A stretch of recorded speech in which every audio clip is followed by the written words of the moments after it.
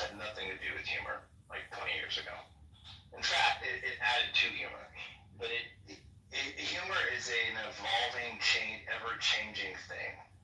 And so things that were funny 20 years ago can be the opposite of funny today. So, but when you age, your brain doesn't always upgrade itself with the newest operating system for the decade that you're in. And so things can remain funny in your head that are no longer funny around you. So making fun of that subject, that topic, is basically there's no joke anymore you could ever make fun of that topic with. But there's a time when you could make fun of anything and everybody would laugh. There's a guy named Stephen Lynch that had a whole career. Well, Mike, let's keep it real. I think once cancel culture got involved in comedy, that put a muzzle on a lot of people. It did, and you could argue that part of being a patriot is ignoring cancel culture at your own cost, right? Like it's, look at Louis C.K. Like, perfect example. Like his humor is completely inappropriate. If you go to Stephen Lynch, he's got these little goofy songs he makes with a guitar, and they're hysterical, but they're incredibly wrong. And so I don't know. I just think humor is interesting. I don't know. I just think it's interesting. It is. There's certain things that I'm.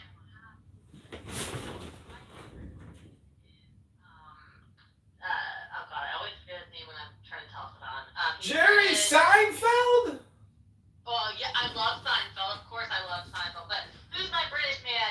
Howard Stern? Ricky Gervais.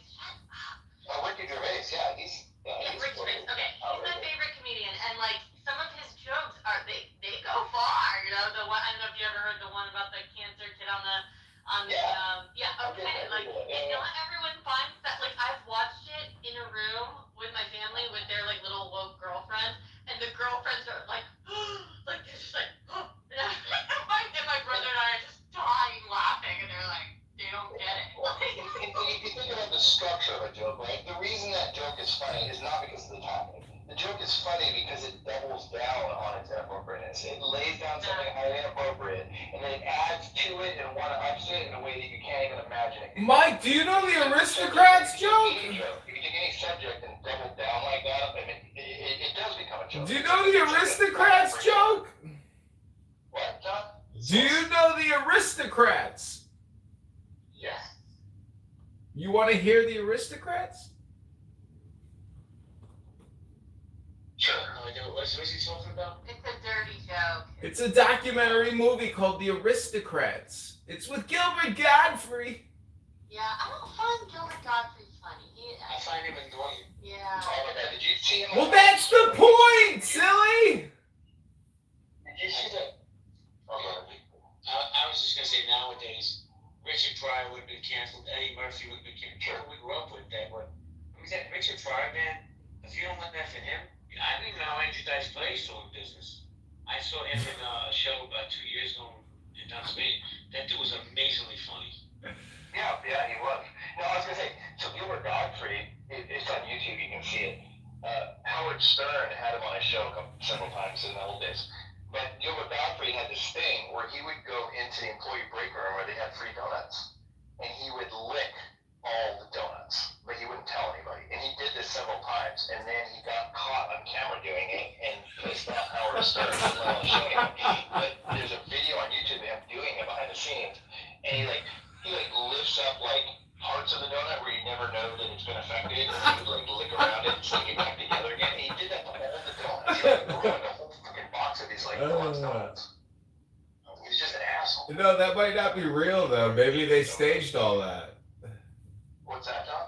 Maybe they staged all that just for content. Like that's how next level the Howard Stern show is.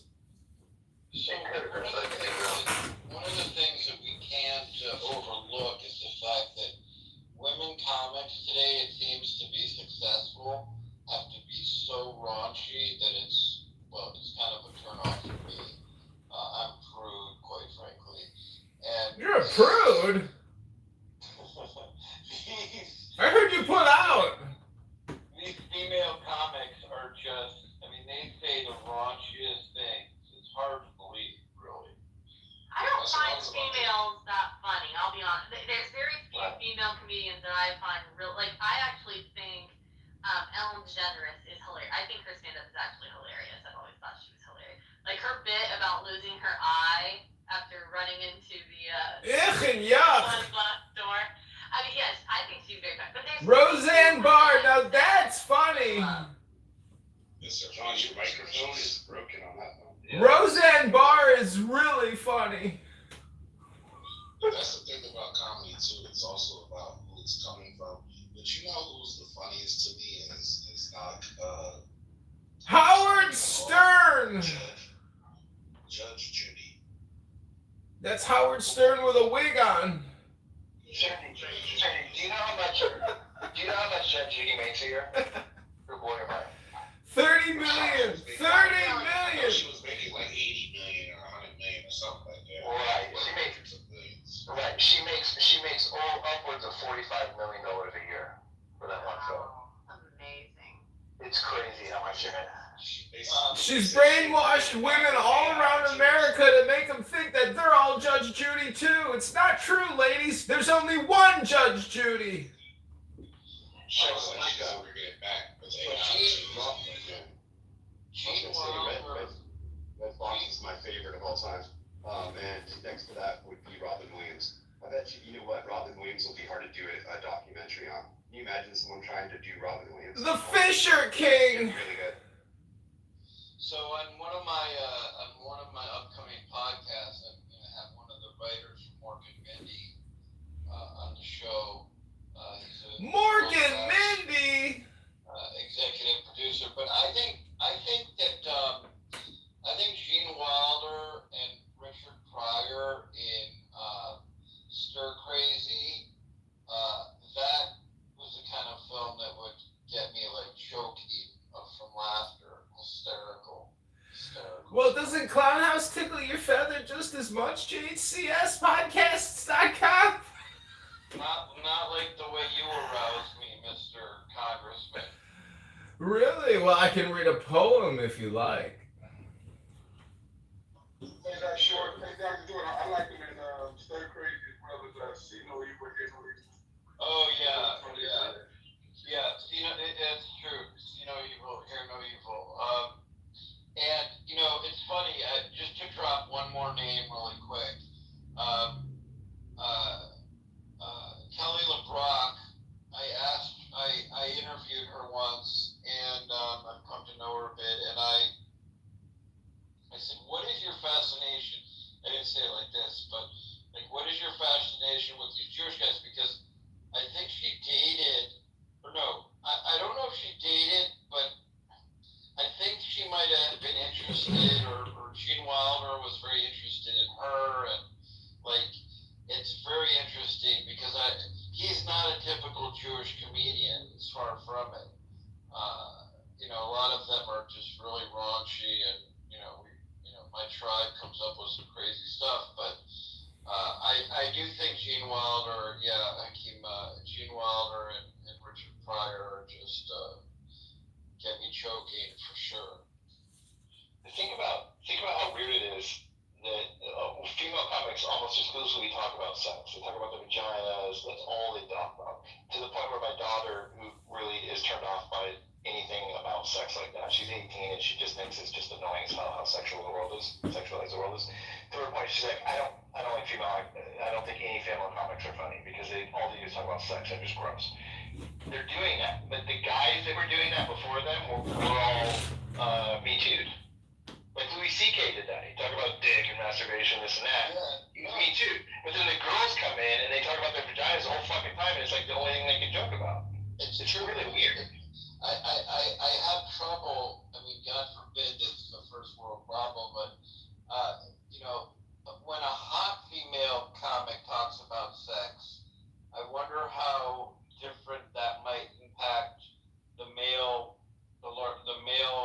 demographic versus when a less conventionally attractive female comic gets on stage, because it's very interesting. I mean, one of them, what's her name, Whitney Cummings.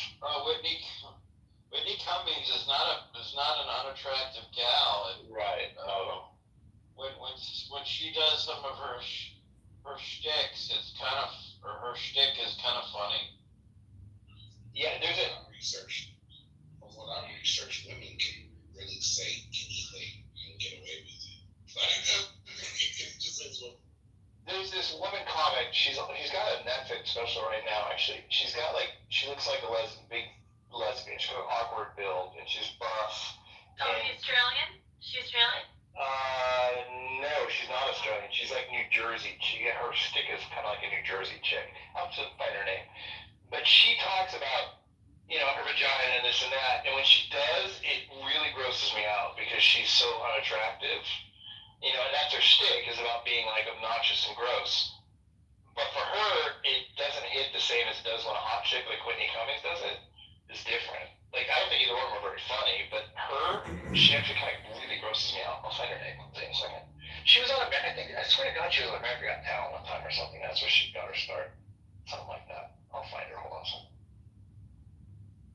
By the way, Kelly LeBrock used to be married to Steven Seagal. They used to live nearby in the Solving Gilton area of California. He's a It was abusive. He was abusive to her. He's a fucking weirdo, that guy. That was the word around town. That was the nature of the interview, was talking a bit about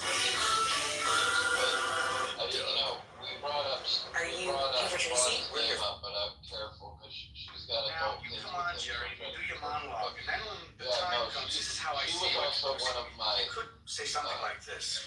Will you please give talk your about warmest a welcome woman who was to the like newest weird king of silence, comedy, like, Rupert all the Pumpkin. teenage boys who Good evening, ladies and found gentlemen. out that they had My name is Rupert Pumpkin.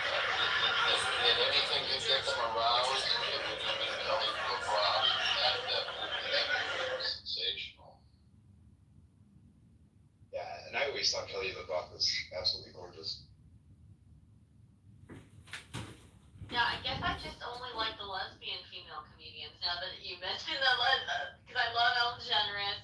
There's an Australian, what's her fucking name? Oh, Hannah Gadsby. I think she's really funny. And then there's Tige Notaro. She's like I like her. she's funny. And then I didn't realize that she was lesbian, but Kate McKinnon, the first openly lesbian cast member of Saturday Night Live, I did not know she was lesbian. Do you know what I'm talking about? She's like really funny. Kate McKinnon's lesbian too. Yeah, I knew those chicks were. Well, Tig Notaro's lesbian as fuck, dude. Oh yeah, she's oh, Jane Lynch, hilarious lesbian. There's a lot of lesbians. So if I may, I just want to throw Lily Tomlin. off topic. I just want to say really quick. I saw a photo of Meghan Trainor today. My lord, like she never. Speaking of arousal, I have never. She was a little bit heavy set and not my type, and now she looks. You don't like heavyset women, Dr. Jordan? Now she's destroying her pancreas and she's beautiful. Look at that. Oh, What is it about a thick, buxom woman that you don't like, Dr. Jordan? She's fucking counting on the inside, but she's gorgeous. Well, yeah, I mean, it didn't occur to me that it was pharmacologically induced, but she looks fantastic. I got a question for the moderators. How many days are you guys going to spend on Clown House in the Muff? This is unbelievable. The Supermod team is taking over in the Muff. You guys are really putting together some great shows, everybody, in the Muff. Wow. This is the song that doesn't end. This is amazing serendipity, Mike. Wow, you're really holding it together in the Muff? God, you're fucking. What the fuck is happening? John, you might want to switch. Oh, it's not manic. I'm just trying to talk. Everybody talks. I'm just trying to say what I'm thinking. Congressman, your teleprompter is malfunctioning. We can't hear you clearly. You can't hear me? Well, you gotta mute up.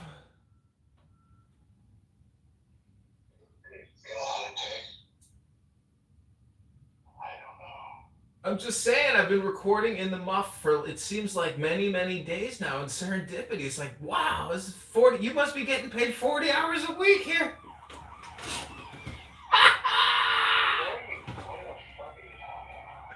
I'm saying you guys are on Clown House 40 hours a week. You're about to hit the 40-hour mark tomorrow. Congratulations.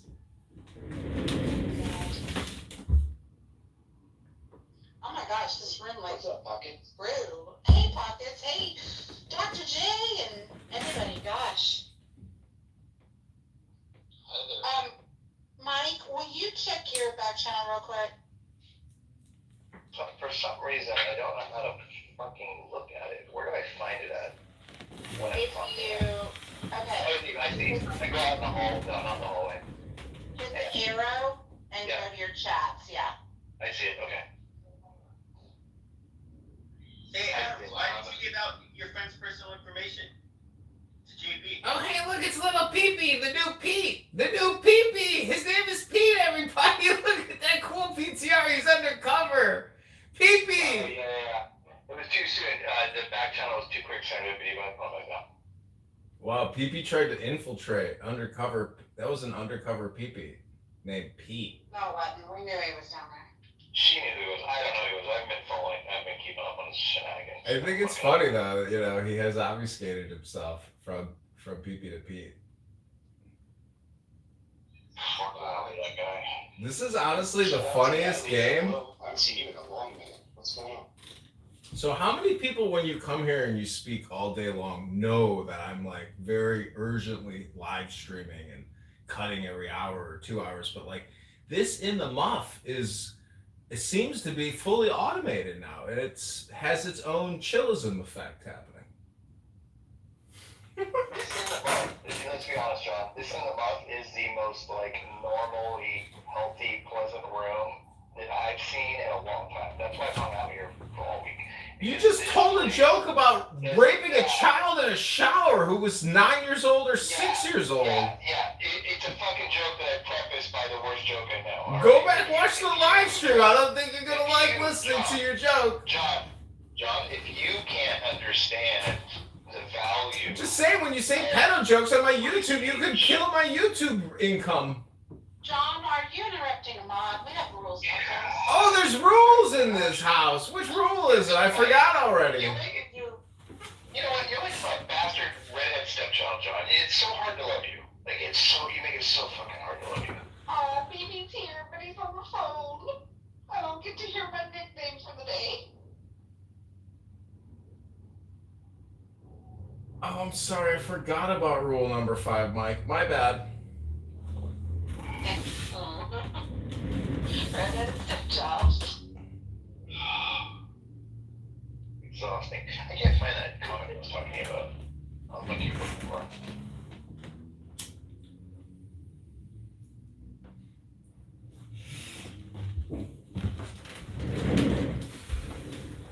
So this morning we recorded MAGA, aka Isaiah or the GOAT, and I gotta tell you, when you capture the GOAT live, on Clown House, and then he looks at your live stream and he's like, "You're all being live streamed."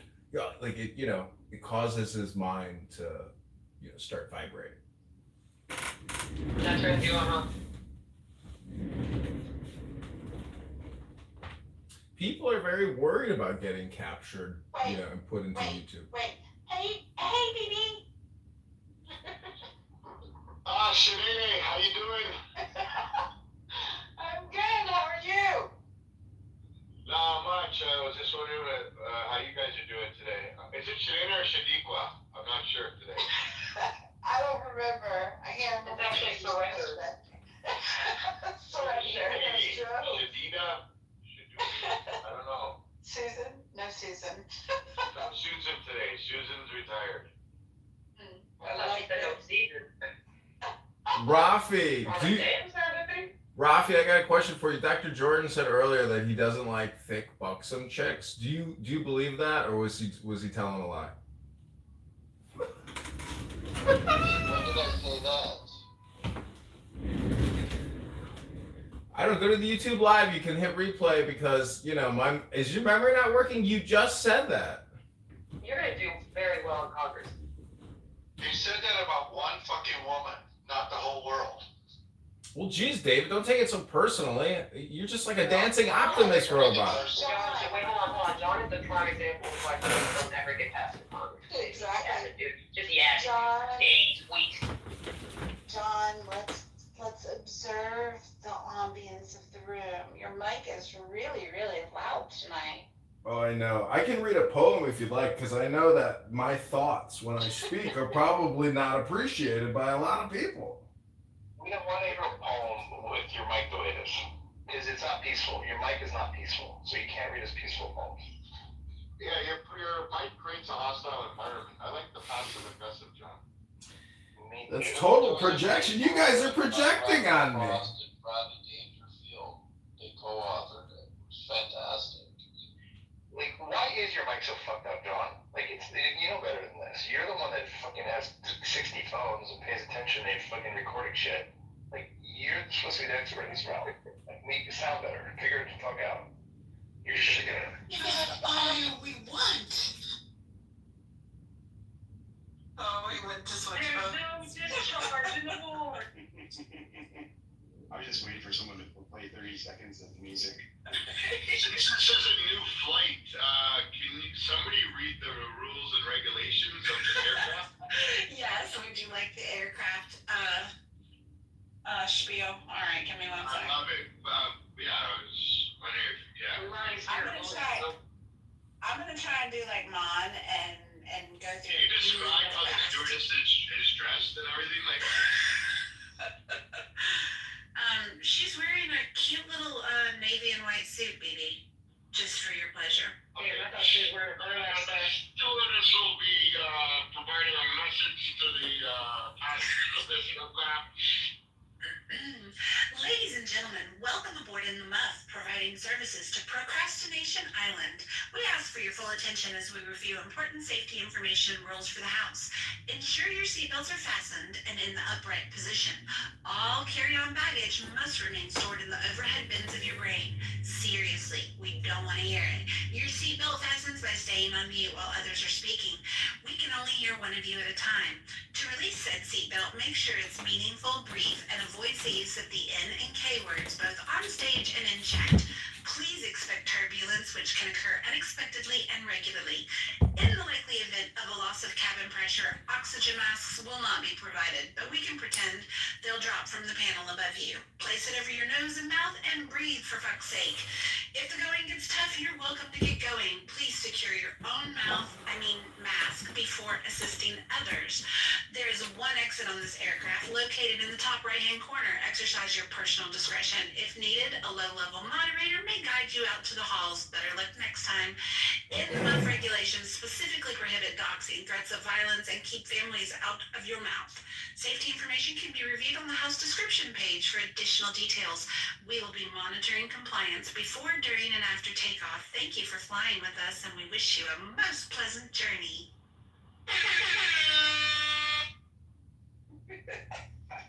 Well done. There you have it.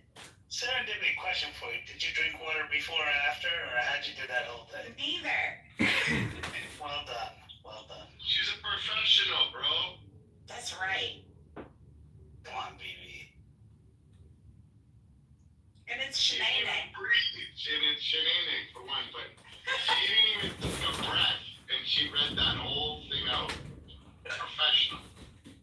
No breath. Next time, I think if anybody wants to ask a question, you can press the overhead light. There's a button there, and you can ask for a stewardess to attend you. Oh.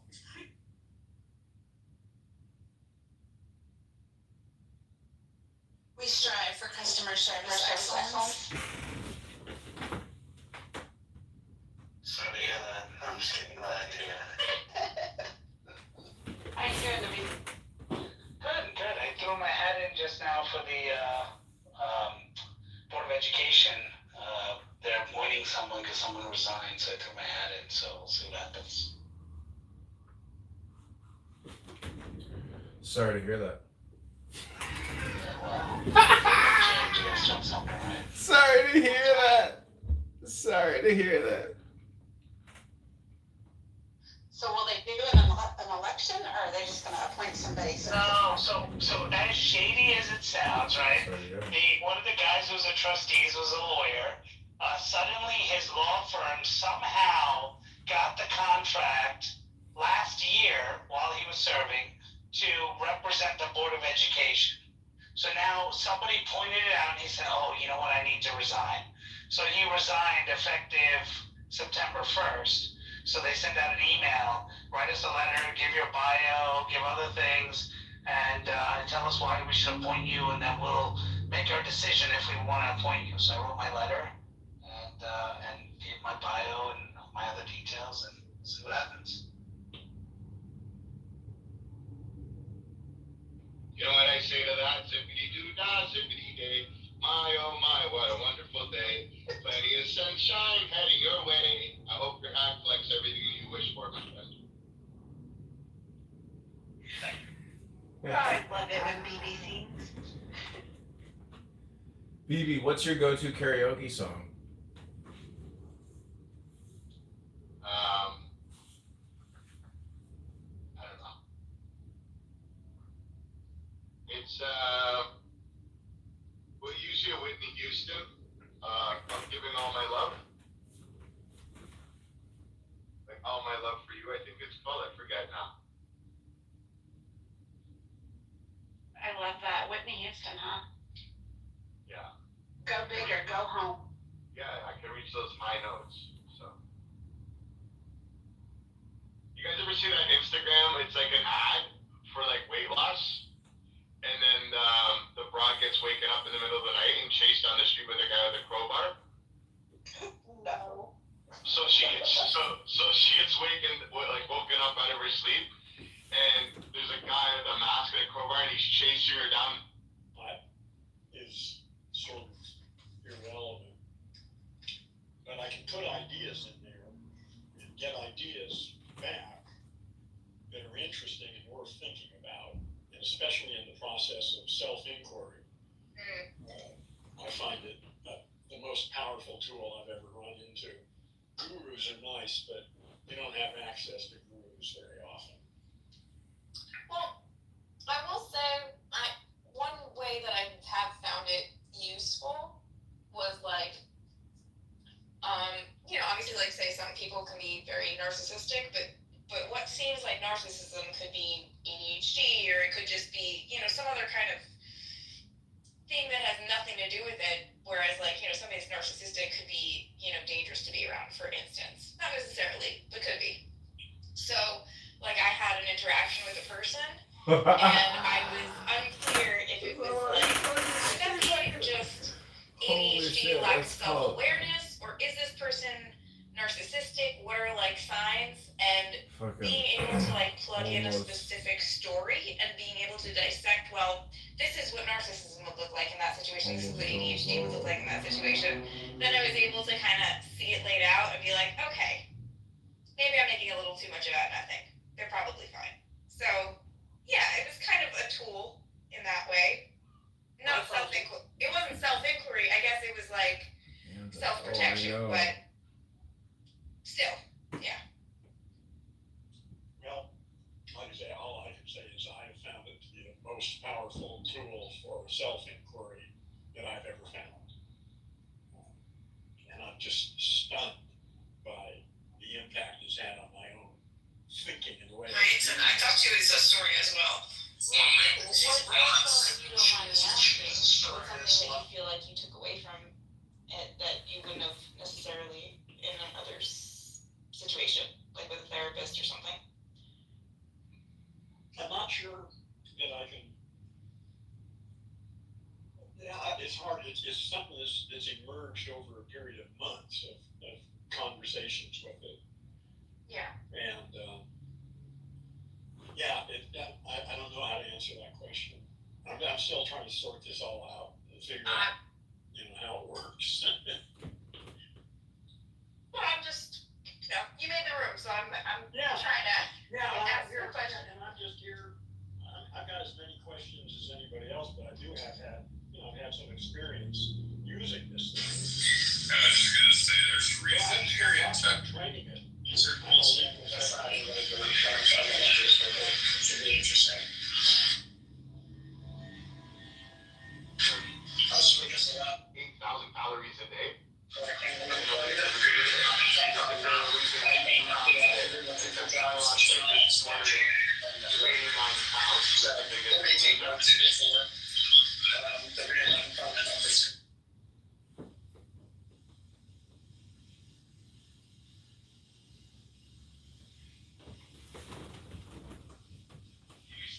this upper hand disadvantage, you got pushed to lose 240 fucking pounds. You can't blame the show because you gained the weight back. They didn't feed you afterwards. But now they're trying to say that because they lost that one guy was arguing they should have had like an aftercare program, like put a gym membership and the whole thing.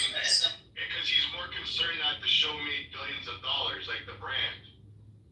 I think it would be a fucking hit if they brought it back out, personally. People need to be responsible for their fucking own actions. Everybody wants to blame somebody for something being done. Like, I don't get that. I think they should bring it back, but this time say, shot or no shot, pre-Ozempic and post-Ozempic, and just see who dies at the end, Why, you really think people are gonna die from Ozempic?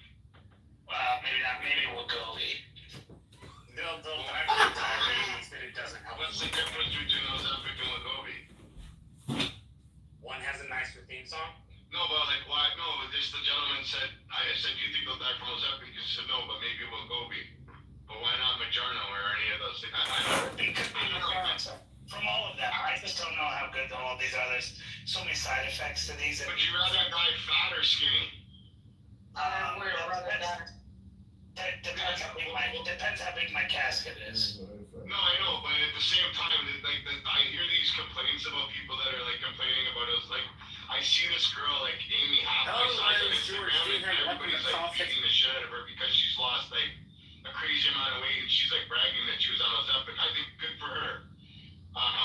It's either that or die from obesity. Why not use something to lose weight? Who cares? I think she did something great for herself. I don't know. She did not do something great for her. Why not? Because losing, no, I don't think you understand how unhealthy it is to lose weight that fast and what it's doing to your other organs in your body. Wegovy and Ozempic are a huge risk of pancreatitis. It's really destroying your pancreas, so you're able to lose this much weight. Losing that much weight this fast is not healthy. But you don't really lose that weight that fast. You lose 15 to 20% of your body weight. So people that are over losing weight, it's not from that drug. It's because their mind has changed. Well, at least for me, it's because it's cheating. Like, you're taking a medication to lose weight. Once you stop taking the medication, unless you're going to take it all your life, you're going to have the exact same health problems you did in the first place. No, but the whole thing about it is, it's training your mind into thinking differently about food and thinking differently about like conscious decisions. No, it's not. And you can, No, it doesn't. No, it does not. Okay, so the point I was trying to make was, it's cheating because you've done none of the work, and when you stop taking it, because people have to stop taking it. But you're still doing the work, guys. You're still doing the work. You're still putting the fork in your mouth. They're going to gain again the weight they had already lost. They didn't correct their diet. They didn't correct their exercise regimen. They just took it. They wouldn't lose weight, though, guys. I don't think you really understand how Wegovy and Ozempic and all that works. If you eat like a pig, you're still going to gain weight. You're not going to lose weight because you're on Ozempic. That is true. You don't eat when you're on it. To BB's point, I have heard, I've read some articles about people that are struggling with different types of addictions, that it's having like a really positive effect on their addiction because of something that it does to, there's some part of the brain that it turns off that mechanism. So I've heard that like a lot of alcoholics have gone on it to break their addiction to alcohol and stuff. So I don't know, but I have heard a lot here lately about people talking about it. It is like screwing up their pancreas. All it does is just slow your digestion. That's all it There's a bunch of class action lawsuits you get all over companies right now. You got a good girl, you got a good sex girl. There's better ways to do it. I lost 110 pounds without any of it. So it's hard, but it can be better. I was still clear of all the rest of it. Yeah, it leads to serious digestive issues because it's literally slowing down your digestive system. That's all it's doing. It's making you feel like you're empty, so you'll feel a little bloated. You'll feel like you're full, but you're empty. So your digestive system starts literally eating on itself,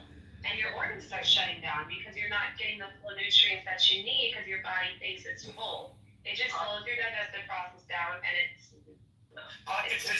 It's like a chemical rubber band around your stomach that people get to to curb their appetite and stuff like that. It's like cocaine. Shit, you can go. You lose weight on coke. It takes away your appetite. People have definitely, models do coke to all, at least the models that, they come out and say that. I like Coke. Coke and crackers. Just so you know, people know I like Coke Zero. I just like It's not real Coke anymore now. Okay, I lose weight and I don't get hungry.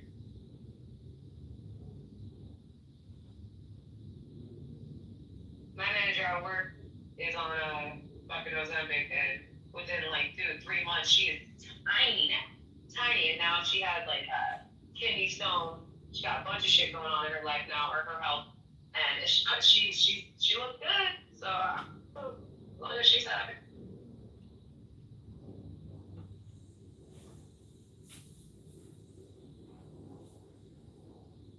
Holly, everyone is doing it. It's so sad. And some of it's not even legally done. These people got backdoor doctors. They got on the payrolls that they're just getting for. Well, I mean, the problem is doctors. Well, doctors now are actually I have a friend of mine. He's a PCP, right, primary care physician, and 90% of his business is weight loss. I said, so what do you do? He's like, oh, they come in, I give them, I weigh them, I put them through this machine thing, whatever, and then I prescribe them one of the weight loss drugs, but I put them through the regimen, say, you have to do this, you have to lower your fat, you have to do this, that. And I'm like, okay, and they make a ton of money doing that. And then they charge for a separate session and all that. But because they have the medical license and they can prescribe this drug, they're minting money doing that, getting 3 times the patients they would have before. Incredible. Yeah, they get commission on their write-offs, on all those prescriptions that they get. I thought drug business is high. Did you see now that the DOJ arrested, a little over, 100 to 200 healthcare professionals that were scamming through false procedures, false medication, charging for codes that weren't real, and it was over $6 billion now, just a few months ago.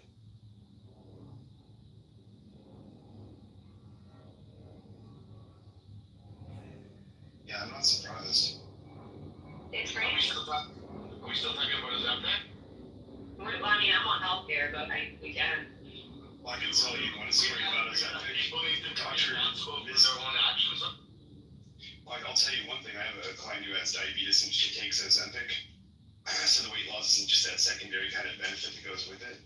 But her doctor misprescribed her the Ozempic under weight loss instead of diabetes, and now she has to cop out $500. I said, you need to go ahead and change out her diabetes so your insurance will cover it. But that's crazy because now they're just defaulting, thinking it's for weight loss when it was originally used for diabetes.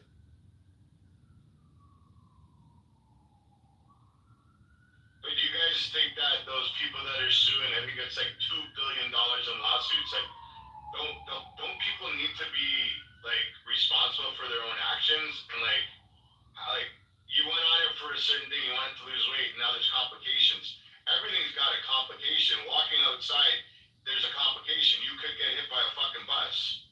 Are we gonna sue? What? Who we suing, guys? Well, what's important when you prescribe someone medication, you need to do regular blood work to make sure that they are all right with the dosage you're giving them. A lot of doctors aren't doing blood work checkups on these people, so they're not catching oh shit, your shit's shutting down, your pancreas is shutting down, you got pancreatitis, you got stage 4, pancreatic cancer, they're not doing these blood work tests, they're not checking. These doctors are overworked, bro. And they're not doing the checkups. I agree with you, but don't you think people also need to be aware and also say, yo, doc, I want regular blood labs done on me, and I want to be on top of my health instead of relying on the doctor to be responsible for your own, you know what I mean? Do you go to the doctor if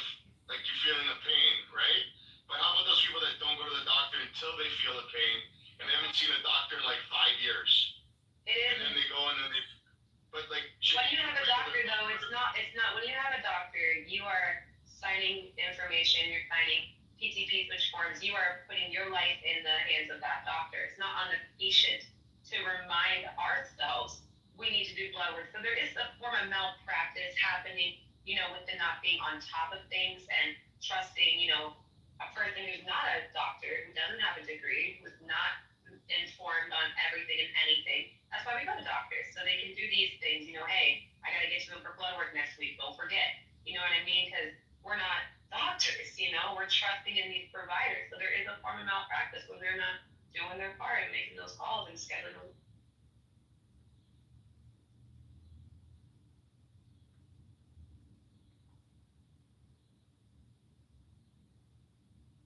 Danny, Joe, welcome to the stage. Did y'all want to add anything? I know y'all can't. Hello. Hey. So, I guess, I've seen the class action lawsuits against those. Is there something that's leading? Because, originally, all of the medical talk around those drugs was, really positive. Is it over usage of them? Is it?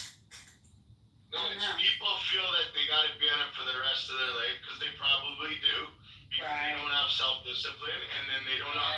Listen, the best form of weight loss you could ever do is, and it's an easy task, have it in front of yourself right now. Take your two arms and make it like on your stomach, we push forward. Not you pushing the fucking dinner table away from you. I'm sitting here trying to do what's he talking about? People don't want to be responsible for their own actions, and they want to be able to blame somebody their whole life and have this victim mentality instead of choosing to be a victor. You can be a victim or a victor, and I do believe it's your responsibility to look after your health care. Because you can go to a shit doctor, sign all those papers, and still fucking die. Or you can educate yourself on certain things and say, listen, I have this, I have that. How can I make myself feel better? And what can I tell my doctor to do? Because you have some doctors that don't like to prescribe meds, and you have some doctors that are drug dealers. And you have some that are into holistic care. And at the end of the day, it's your body. I can't rely on anybody in this room to say, I want to make sure you keep me healthy for the rest of my fucking life. Right. Yeah. It always comes down to accountability, doesn't it, y'all? Always. Absolutely.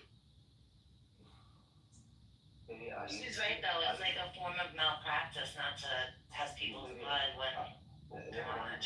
One question. Are you still stuff takes? Sorry. Who said that? Oh, Mohammed. So you come into a room to show how fucking highly uneducated you are, and the first thing you say is, do I suck dicks? Right. Well, I don't think you heard the whole introduction if you wanted to enter this aircraft. He's in the game. What a tool. A funnier answer would have been, my name is actually Captain Sucks on Decks, get it right. So that's like me right now saying, I want to sue Clubhouse because Mohammed doesn't know how to speak to me properly. Or better yet, you want to sue Shanae. Shanae, Shadika, Susan Sarandon, everybody with an S. But right. Anyways. Shanae, Susan Sarandon is the biggest anti-Semite on the planet. The biggest. Is she? Yeah. Call me Susan, BB. No, you got Susan, but not Sarandon.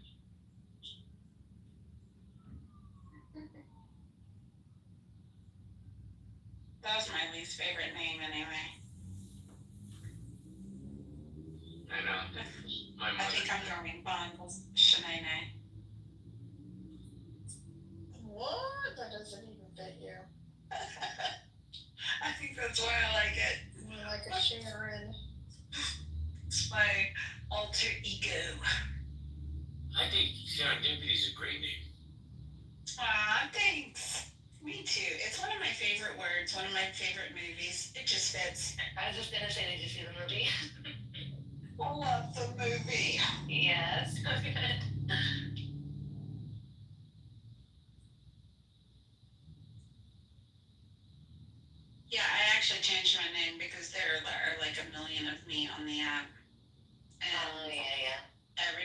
into a room, my name would come up and it was like, who are they talking about? Oh, not me. Never mind. There's even one that used to go by Sicilian pasta, which was also weird. Right. What's up, Moose? What's up, XG? You. What's up, Hey, guys. What's up, Serendipity? Mike MG, how y'all doing? What's up, welcome? I was not just blowing smoke up your ass earlier. I happen to love you as my little liberal representative. Oh, shucks, you're making this Moose blush. Right. Moose blush? I do love you being him. So, Oh my gosh, not Serendipity with one of her stray dogs again. Eeyore, is that you? Stray Moose, not a dog. can I ask Moose a question? What do you think about Mondami? You know what? I don't even have a dog in that fight. I used to live in the New Jersey, New York area. I've really been following it closely, but, you know, I'm gonna take the fifth. I don't really, I mean, I like to upset the system, I suppose, but Amazing. I don't know. Every Democrat is given the same words. What's up, Jim? Naveen, you probably aren't old enough to remember the late 70s in the Bronx. No. That's coming back to New York City with the greatness when Mondami was. Well, look, Mondami, I mean, a lot of Indian people will tell you this. His mom is famous for, like, Mira Nair. She made some Mississippi masala, which had Denzel Washington and some, crazy, like, Indian chick or whatever who was in there and stuff. So, like, oh, she's amazing. What a great thing about it is a cultural revolution. She did Namesake, which made Cal Penn famous and all that. But she's also, like, a raving lunatic in some of her policies. She wants... if people who are in India who know her political point of view, she actually left India because she was trying to push Sonia Gandhi to become, prime minister, and the country was like outing her pretty much. So anyway, those who know about it. This dude comes from a family that's worth multiple millions, and he's living in a rent-controlled apartment. Yeah, that's a problem. Well, I mean, look, JB, it's kind of like it's He's just a man of the people. Oh, hold on. It's just like all the Democrats. This is the scam they do. Bernie Sanders, the millionaires need to say becomes a millionaire. The billionaires we need to. Okay. Then you find AOC who talks about. Then you find out. If you actually look and you actually research, which people don't do, she grew up in a privileged school but she talks. I'm a girl from the Bronx. From the Bronx. I grew up over here. And then you look at it, you're like, no, she grew up in a privileged home. I was waiting tables. Yeah, you were waiting tables to make extra money, but your apartment was paid for by your parents and your family who lived in a very luxurious area, which is where you grew up. I mean, you can look it up. What's that? Benny Johnson did the whole video. She grew up in And say, but she won't admit that. Just like Obama leaves out the part where he grew up in, where did he go? No, I forgot. It wasn't Thailand. Kenya. No, not Kenya.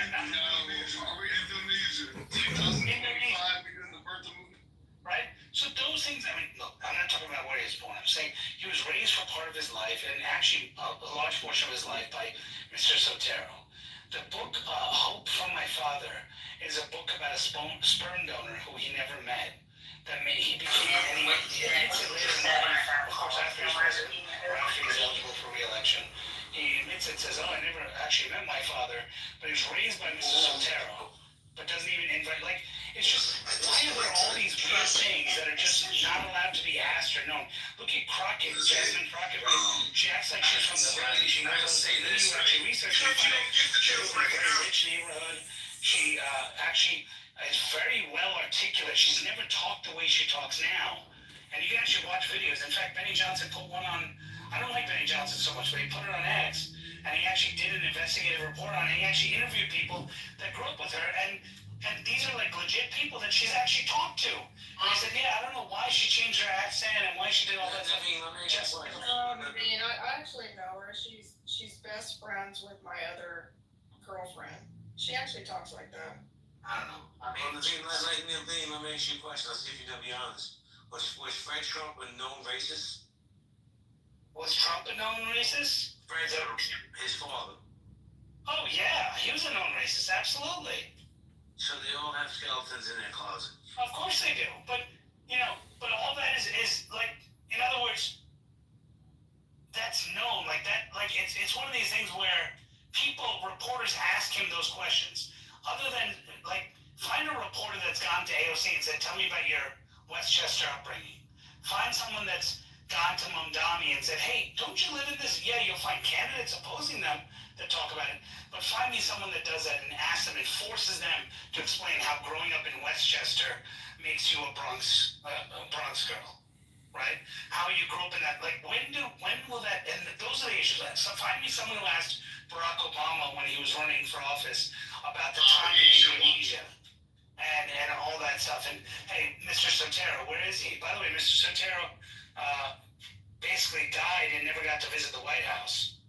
But a book was written about the guy who abandoned him. Amazing.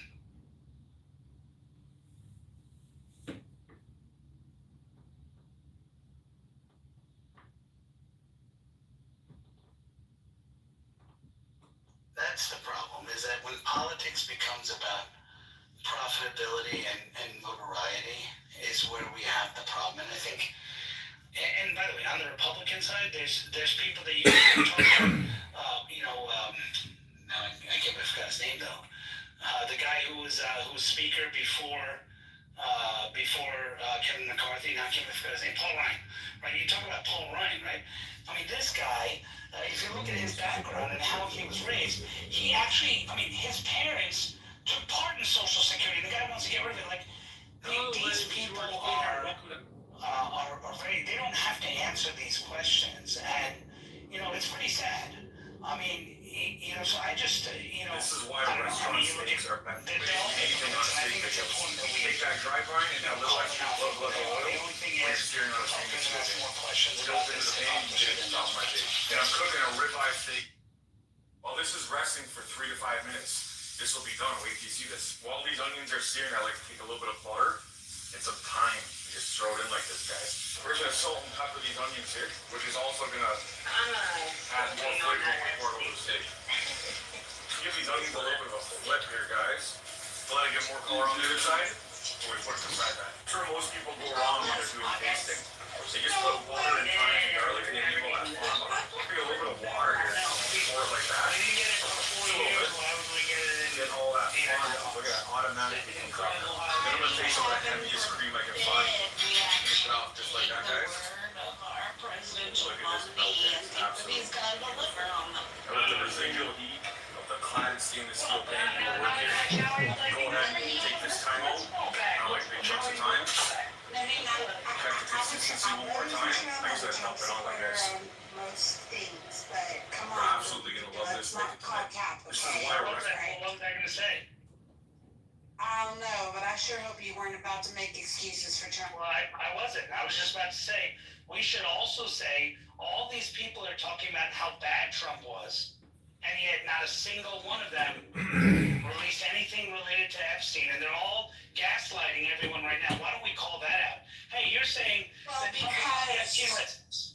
Because by virtue of calling that out, you're like not taking accountability for the fact that that is something he said he would do that he wouldn't. And the reason they're not calling it out is because they didn't campaign on a promise of releasing them either. So they kind of have an obligation. Actually, Elizabeth Warren and others all were on the campaign trail. We're going to take this rapist. We're going to take this rapist. President. They talked about this. Oh my God! All right, I love it. But I'm just, hold on, can I at least? Yes. Okay, sorry, go on, I'm sorry. Go ahead, Naveen. Okay, so again, let me say it properly so you guys can be quiet for a second, okay? I believe Donald Trump lied to us on releasing, okay?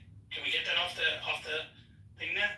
Now, in addition to that, there are politicians that are telling everyone wrongfully that Donald Trump was on the list. My question is, if he was on the list, and it was 4 years to release that information, and you saw that, and you know for sure, because Eric Swalwell says he knows for sure.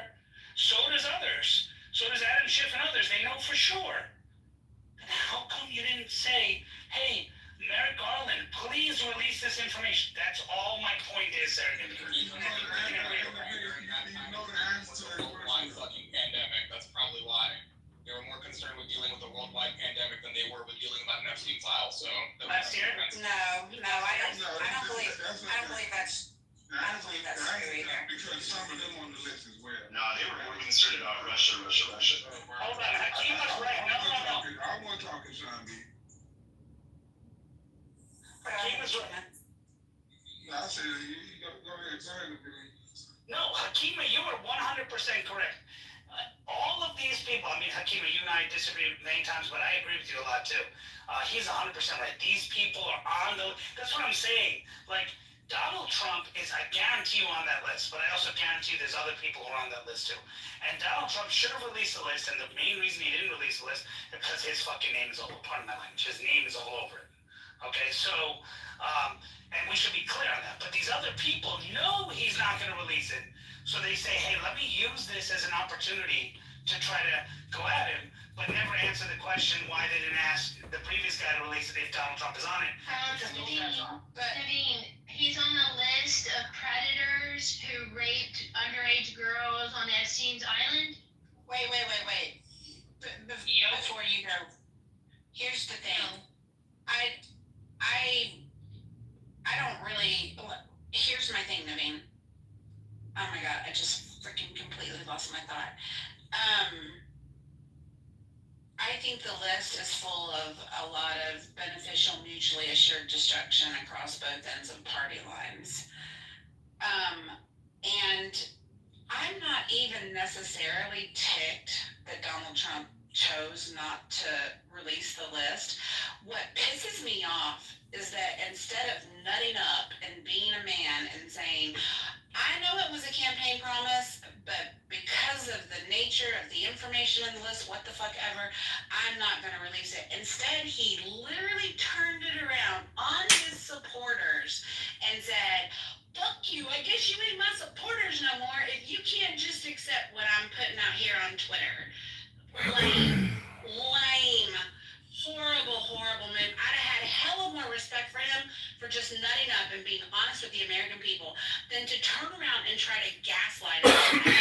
Why the fuck y'all still talking about the episode? It's like we're all stupid.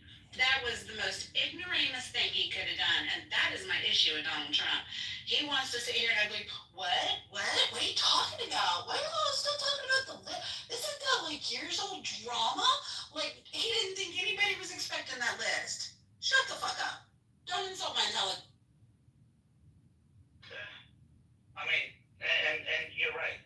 I mean, there's no argument beyond that. So, I mean, you just said it perfectly. But at the same time, I'm just saying we should also be able to call a spade and say, hey, everyone has a vested interest in protecting this list and making sure it doesn't come out. Because, by the way, members of Congress have also seen that list. And we know Adam Schiff leaks a lot of information, but yet he ain't leaking that list, and that's incredible. And he didn't leak it when he had his own attorney general in there, and he's not leaking it now. So I'm just saying, like, there's we gotta also call that out. But you're right. The way Trump did this is disgusting and probably disqualifying. Yeah, absolutely. And the thing of it is, I think when you make excuses for it, when you say, well, yeah, but everybody else in Congress is X, Y, and Z, like, it sounds like you're brushing aside the accountability piece. And that's the point I'm making. Sometimes you just have to say, yeah, fuck you, Trump. You didn't keep that campaign promise. Yeah, you don't have to make excuses. Two wrongs don't make a right. Yeah, but you can. But that's the problem that we keep having, Serendipity, is that we keep blaming Trump for everything, and we never blame this. We should say, yes, Trump is wrong. There's no point in saying he's not when he is. But at the same time, you should also be able to call out the others. What I'm not hearing from you is calling them out, saying, hey, what are these guys doing? I'm hearing you saying only Trump is at fault 100% when Congress also has. He's the only one that He's the only one that made the promise. Trump has the only one who's accountable for not doing so. Because he's exactly the one who's promised to do so. He's the only one who's president at the moment. Like, he has the biggest mouth. Serendipity nailed it. Like he's literally flashing back at his supporters. Like it's always been about him and nobody else. His favorite thing in the whole world is a mirror. And the thing of it is, he was ticked off because he likes to use his power of social media influence to move his base in the direction that he wants to move his base in. And he's a fucking brilliant media mastermind, because you know what? When he came out and he said, what are y'all talking about? Why y'all carrying on about something that's so old? This is dead news. When that didn't work, he tried the tactic of attacking his supporters. When that didn't work, he flooded the news with other bullshit junk. Do you hear any of the news outlets talking about the Epstein files anymore? No. He just keeps throwing. Like, media mastermind, I wouldn't say so. I think his base is just dumb enough to consistently eat up No. He is absolutely a media mastermind. XG, how are you, Turner? From the back, Monica. Fuck you, bitch. Politeness here for the mods in the muff. If you're too immature, you can see yourself out. Right, Monica, I think it might be time to do a little stewardess spin. Y'all should hear her. She's really, really good at it. I really can't right now. Sorry. Oh, darn it. Ugh. She's so good at it. I have a question. So, I'm a little bit confused as to, I can definitely understand where serendipity is coming from as far as, the Epstein files of Donald Trump. But it's also very strange to me that the Anthony Weiner FBI files didn't come until, the very, very, very end of that election, before Trump came into office.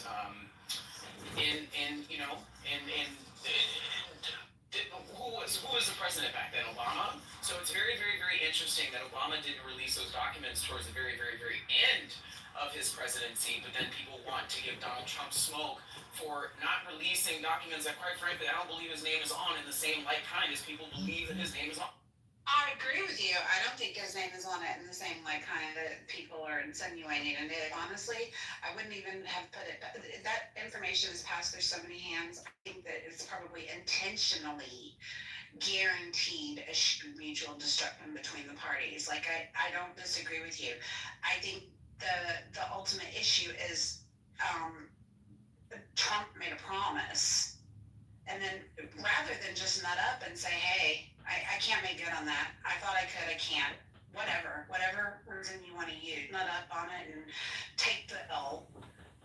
He turns around and he gaslights his supporters. I think that's the key difference there. But from what I understand, it's not him that's holding up the release of that information, it's the court. So, is he supposed to violate the court order and release classified documents? He violates the rule of law 24/7. Releasing classified documents to the U.S. public is a completely different issue. Yeah, don't be an apologist.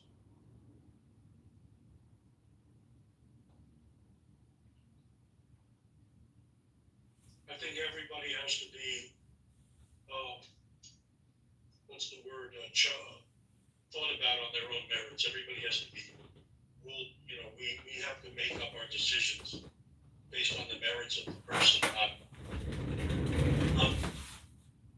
Yeah, and the thing of it is, I do like to hold Dems accountable for the things that they do, but I can only do that in good faith when I'm willing to look at the things that my party does that don't please me either. I think playing this game of everybody acting like their party is the perfect party and the other one is the big bad evil, I don't think that helps us have good discussions.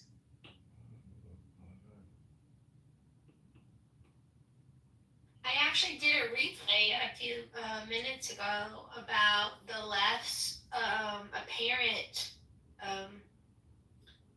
heroizing of bad characters. The Luigi Mangione guy, who is treated like a superstar, and he killed an innocent father, husband, working class CEO who worked his way up into that position. Victor Davis Hanson had a video on it yesterday. I brought it to the muff in a replay.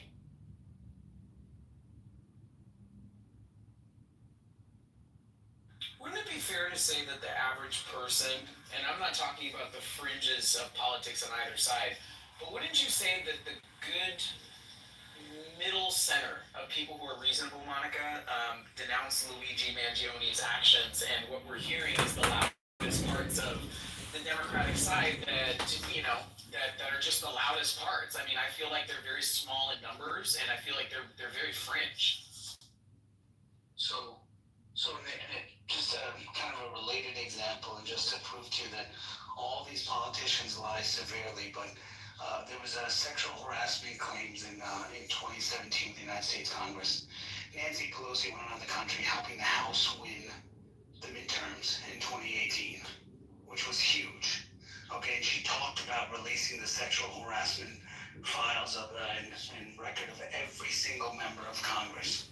Till they never released and brushed under the rug. Why? Because her own party was in it and never held accountability for it. Nobody asked her again about it. She talked about it all the time. People cheered it. AOC cheered it. Others cheered it. Said, that's what needs to happen and all that. And then won their election, and then they shut up. So, but the point is, their base isn't as passionate as saying, "Hey, you didn't release it." Maybe they're okay with the rape claims that against some of these, congressmen who. There's insane claims, both Republican and Democrat. What I'm saying is that these people say this kind of crap, and Trump is supposed to be different. I get that, and he should be, and I've said it. Like he should have released it. There's no excuse. But I'm just trying to give you a point of view that the same passion, the same Democrats in this room won't say, "Wow, my party hid details on women being raped and in Congress, and oh my God, they need to do it." They just let it sweep under the rugs and shut it up. Pelosi could say that because she owns the media, and she knew nothing would come of it after.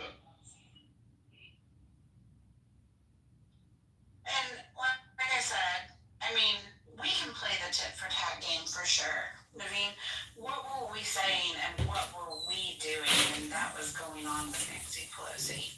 Or is this something that we dug up later in defense of what the Dems are saying?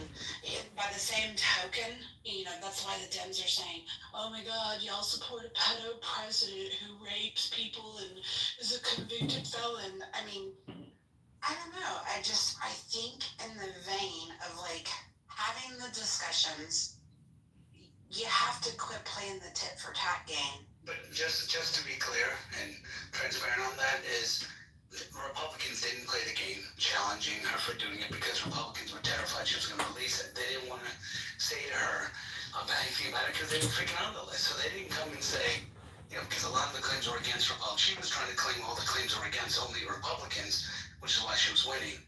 But no Republican really came out in 2018 and told her to go and do it. They even asked Trump about it. He's like, "Oh, whatever Congress wants to do." Like he sidestepped it as well because he was president at the time.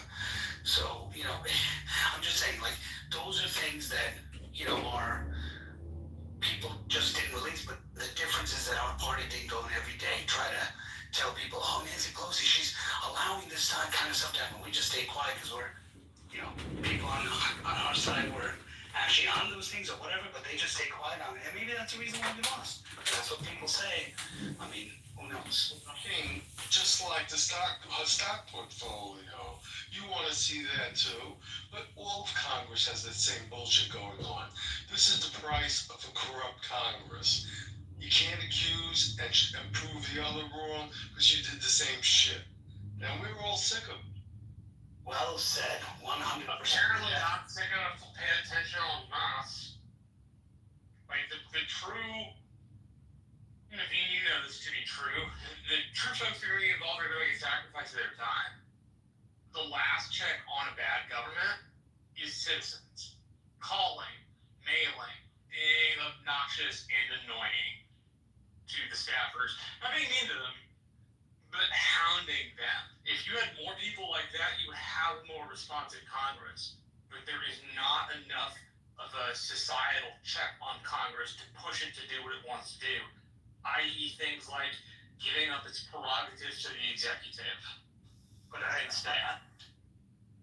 disagree, Marshall, in some ways, because there was an outcry from the public regarding things like immigration in local communities, and the president didn't do his job and Congress didn't do theirs. So I think what happens oftentimes is I'm not blaming the current Congress. I'm saying Congress as a whole.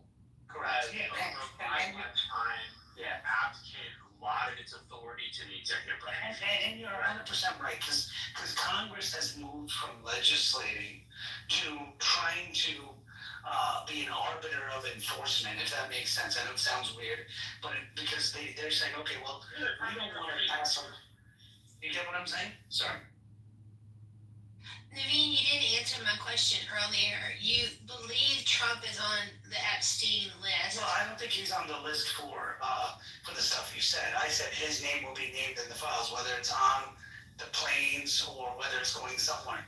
The question is, we don't know what list it is. Does Epstein write a list and say, here are the child molesters and here's the right?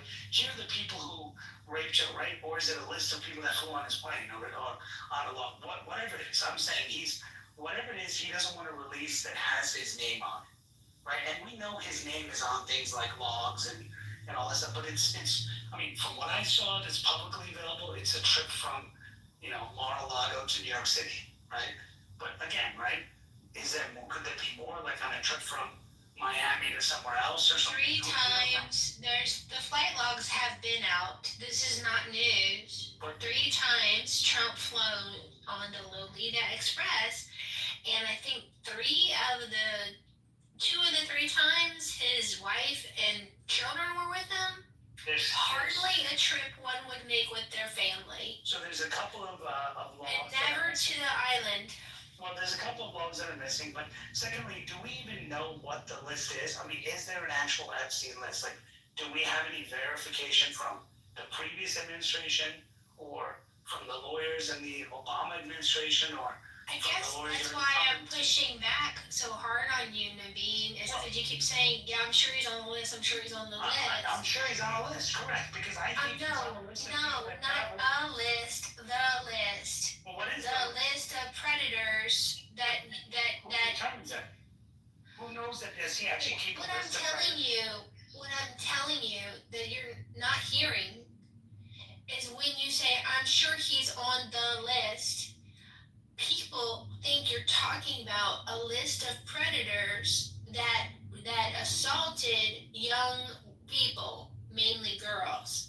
And I wish you would be more impeccable when you're saying he's likely in the Epstein files, but that does not indicate his guilt of being a predator of underage women. I'll use that terminology moving forward. Well, it's a little awkward, so I admit that. But you understand what I'm saying? Like, you're giving credence. But do you understand what I'm saying too? Is that who's defined? It's the media and the Democratic Party that have defined what they believe is the Epstein list. But That's right. anyone actually That's know right. that there is? Bingo.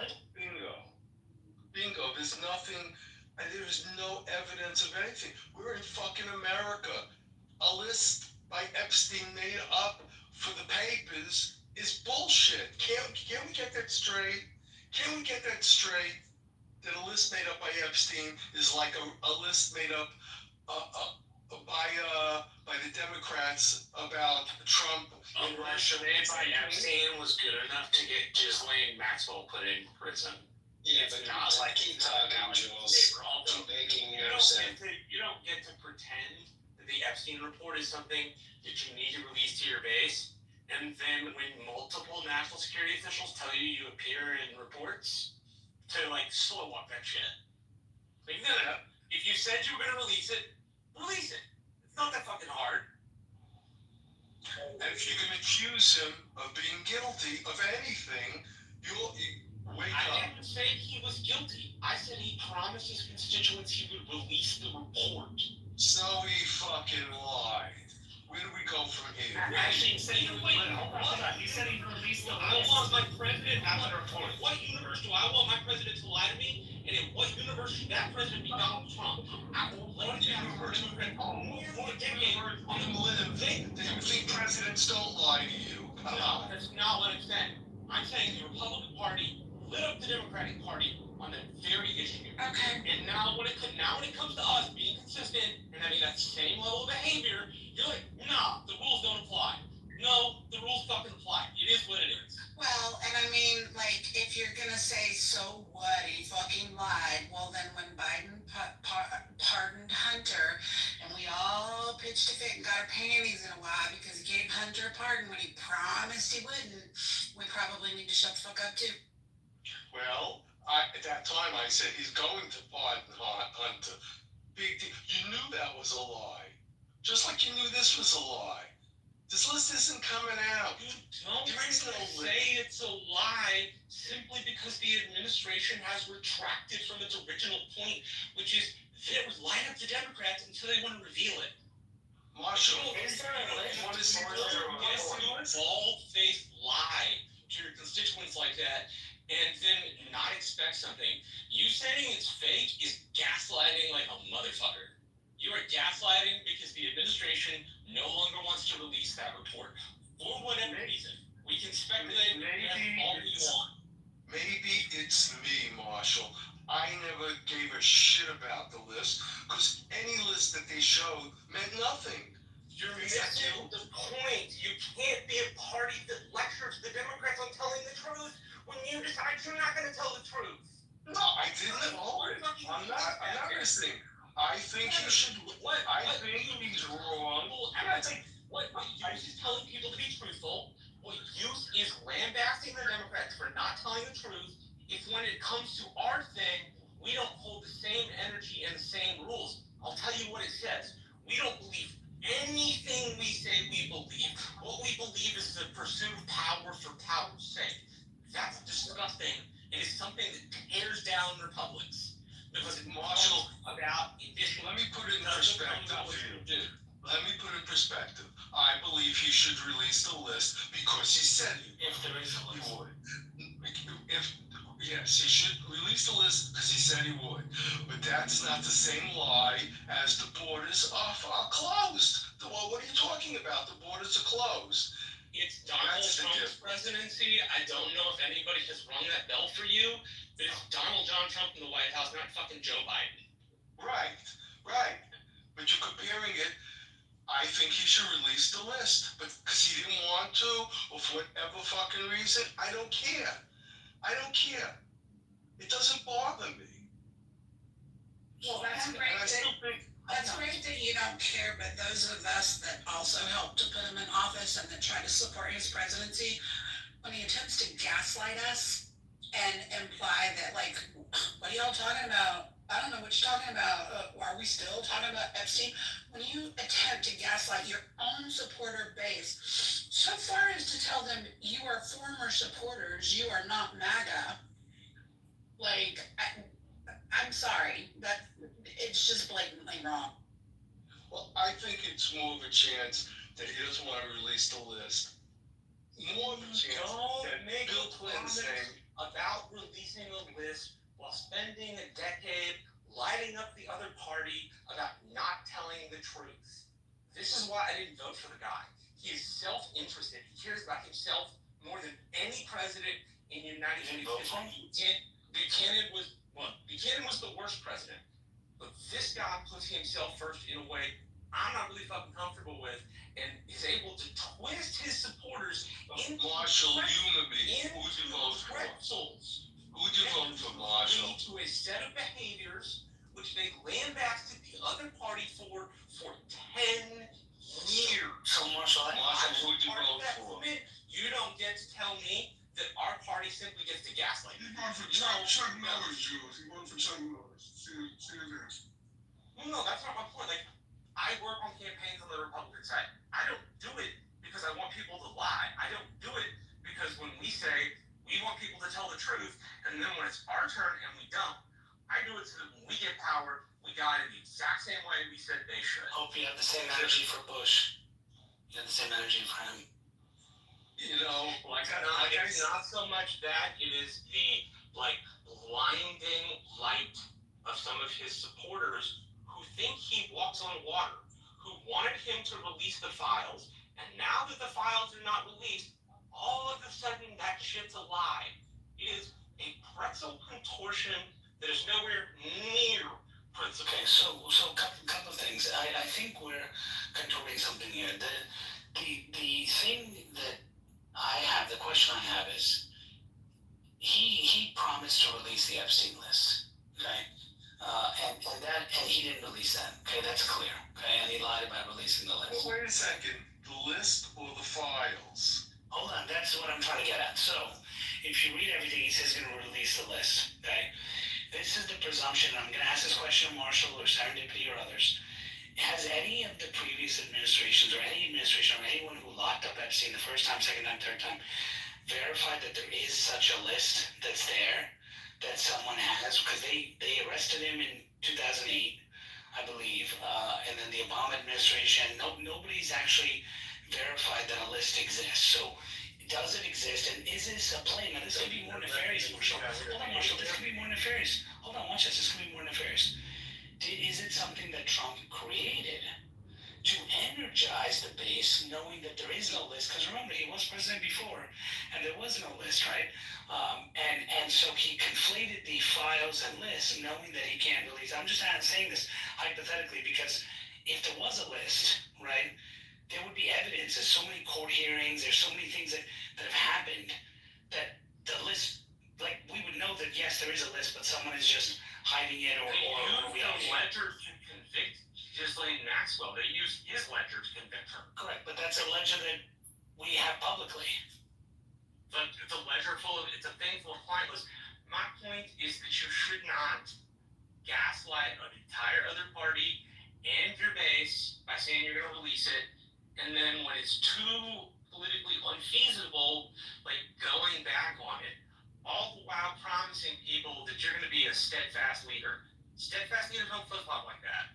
Like, I didn't go for Trump, but, like, that bothers me to be. Yeah, and Marshall. It bothers me that he was unwilling to be truthful about it. And Marshall, because he told his own constituents this. And Marshall, the last president that really bothered me was one where he ran a campaign, the last Republican president, where he ran a campaign talking about, these weapons of mass destruction and how he's going to destroy them and how he's going to ensure that, America is safer, and he's going to eradicate these people, and told us that, made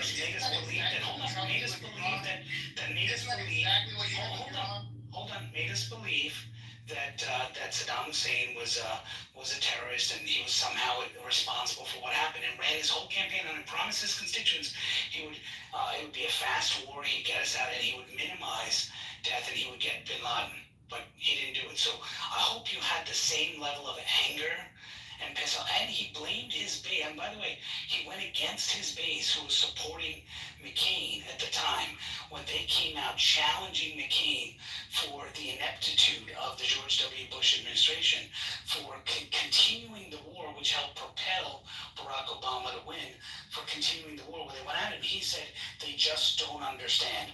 But they just don't understand, and they'll realize later, history will be on my side on this. He went on the Today Show and other places. So I hope you have the same amount of zeal against him to say, how could he do that and alienate his entire party and people by insulting. Hold on, Exy.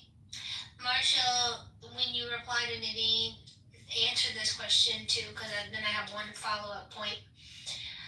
Marshall, do you believe that Trump is your Lord and Savior, Jesus Christ? Of course not. Then why do you expect him to be perfect? Monica, I don't expect him to be perfect. He closed the border. He closed the border when Biden and his administration said he couldn't do it. He closed the border. Look. Voted for him. I'm not happy either. And he's not perfect. And we know he's not perfect. He's flawed.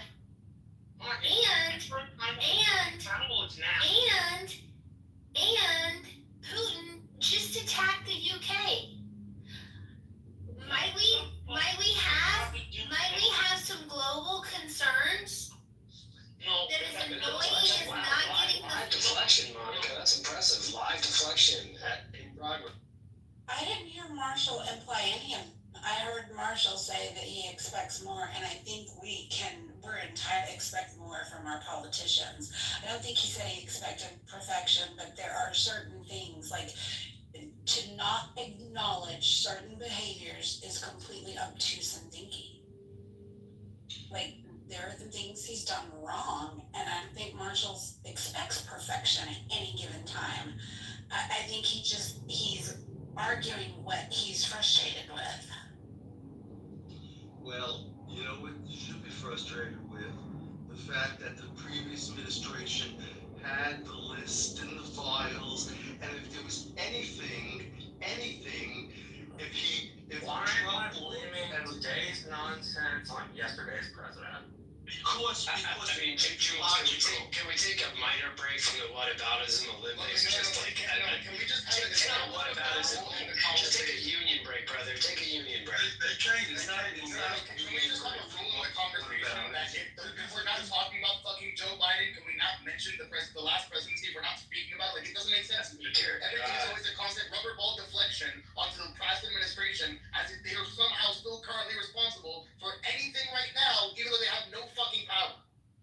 But yet, XG, the gag is that we apparently have the TDS. We're the ones with TDS complaining about the current president. But these guys cannot stop with their dysfunctional deflection with their 37-year-old woman who did 50 years of service. Okay, hold on. Unbelievable. Why doesn't... We're not gonna turn this into a big... No. Let me just say, because, top left, all right? We're not gonna turn this into a bunch of whataboutisms. We're not gonna turn this into a bunch of gaslighting of each other. Like, 10-4, we get it. Moose XG, like, you're sick of the bringing up the Biden administration when the Biden administration is not in office right now. 10-4, point received. We don't have to be ridiculous. I'm also frustrated because I'm frustrated with my own party because I feel like we could play this, but what about this? And but what about that? And we could go back for decades and decades about all the whataboutisms. And I struggle with the fact that I support the majority of the things that Trump has done in his presidency. Like, I voted for him, I support Trump. But he has done some things that I feel like were particularly egregious to his base who put him in office.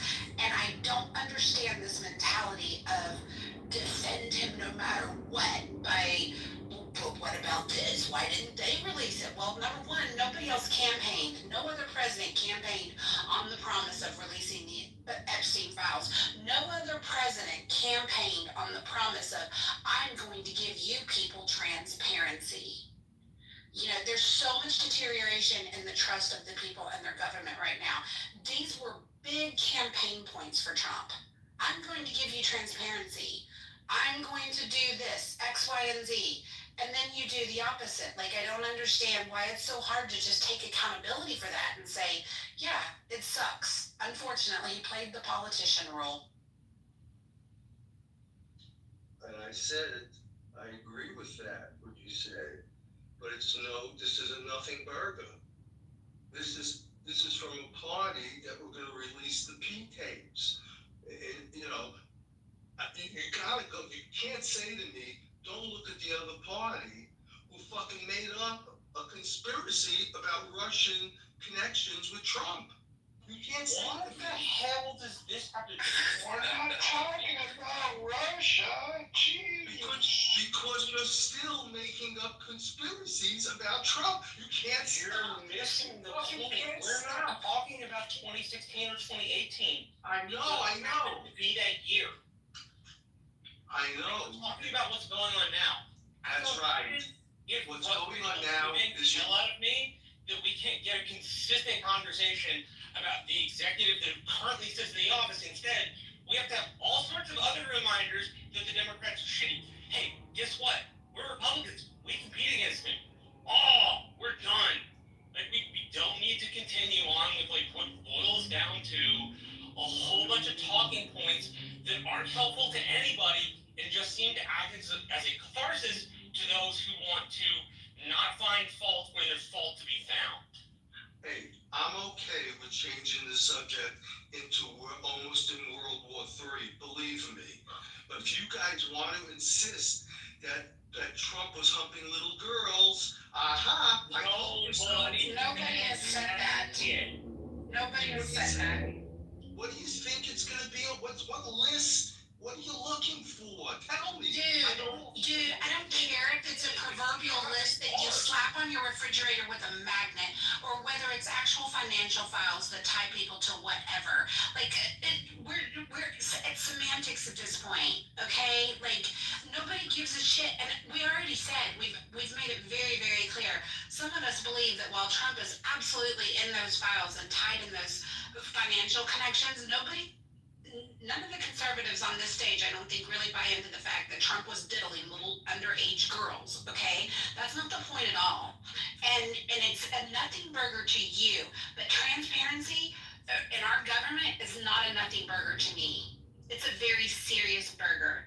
And so when you platform on the premise that you want to give the people transparency, by God, stand by your word and do it. Don't sit there and then turn around and gaslight your own base, you and me and half of the other people on this stage, and tell us, what are you talking about? Like, why are we making such a big deal out of this? Y'all just need to let it go. Don't do that. Well, okay, that's a good point. Fair enough. I think there's people, the Democrats, that want to find the dirt.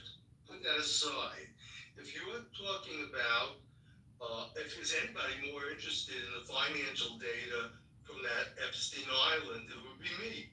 I'm an ex-IRS guy. I'm curious as hell on how Epstein made his money and what shenanigans went on to make his money. So I for that, I'd like to see it too. But I know I'm never going to see it. So that's why I'm not getting crazy about it. For the people who want to see dirt, that's one thing. For the people, I think it was Marshall who mentioned they want to see the financial aspects of it. Hey, I'm right up there. I want to see it too. And he did. What I said was he should do what he said for his constituents. He argued on transparency. One of the constant criticisms leveled at Donald Trump is that for whatever reason, he lies through his teeth. Do you know what saying you're going to release a bunch of files and then not releasing them gives the impression of? That you're lying through your teeth. And nobody believes you. And that's the exact Marshall thing we Wiggins fucking don't need. say we was releasing anything. During the campaign, he said he was going to release the Epstein files. Provide the receipts. He never actually said that. Alright, I'll look it up. I'm driving right now, but yeah, I'll look it up for you. He actually never said that. I don't think he said it. My point is that he made it clear to his constituents that they were going to release some of that information. Then he decided not to. Like, the reason I'm pretty irritated by it is because as a Republican, when I go to one of the negative side effects I get. He definitely said it in the Provide the receipt. Can I finish? Okay, I'll show it. I'll finish it. Let me get it. Just let me get it. I'll show you the video. I think the best you're going to get is that he said he'll leave it up to his attorney general or something. You guys have made him sound less confident. On Rogan, he actually said, "Yeah, we'll look into that." He did not say we are. That's right. Yeah, he didn't say You can provide that. He said he was. Go ahead and link it. A lot of things should. Go ahead and link it. They'll be. He hesitated, but he. Let's have it. Yeah, just let me pull it up. One. I posted it in the article standing shot, so I got a few paragraphs down. Hold on a second. I will stream it to the room. Hang on. That way we can all listen to it together. Now, when this video clip gets done, when this video clip gets done, we're going to give the floor to Elle first, and then we will open it up. But one at a time, please. We can't hear multiple people speak all at the same time. We're not getting anything. All right, so give me one second. Hakeem has tried to talk the whole time, so I think we need to let Hakeem say something. Would you declassify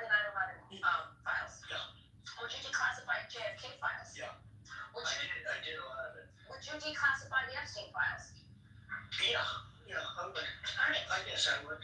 I think that less so because you don't know, and you don't want to affect people's lives if it's phony stuff in there because there's a lot of phony stuff with that whole world. But I think I would. So there you go. You said you would. Your Honor, the people rest. The people rest. Well, no, hold on. I thought I got to go first. So if you heard him, what he was saying, I think I would, because he understood that he didn't have the legal authority to actually release it himself. By the way, are the files classified in the first place? The man said twice that he will release it. And he halfway trying to backtrack, saying, because he don't want to hurt a few people. But then he confirmed again that he will. Can you be quiet? Actually, I'm glad you said the victim. That's the list we need to talk about. And that, cause fuck the claimant, we hear from the victims, including the 13-year-old that said that Trump and Epstein raped her. She filed multiple lawsuits saying that. I would like to know more on the woman who just killed herself in May, right in the middle of the whole Epstein scandal. And Trump admitted that Epstein stole from him from Mar-a-Lago. And now all of a sudden she commits suicide when she's on video saying that she will never kill herself and she's going to fight this to the end. But right in the middle of the fucking Epstein scandal, in May of this year, she somehow commits suicide. So I want to hear from the fucking victim. Like, fuck the list. That's the list we should be talking about, the victim list. As soon as the judge clears that, it should be released. But as far as I can see, there's been multiple roadblocks put up. The judge probably on the list too, that's right. Could be. Well, who knows? I mean, it's also interesting because actually Fox cut out the parts where he said less so. They just kind of said yeah and left out everything else.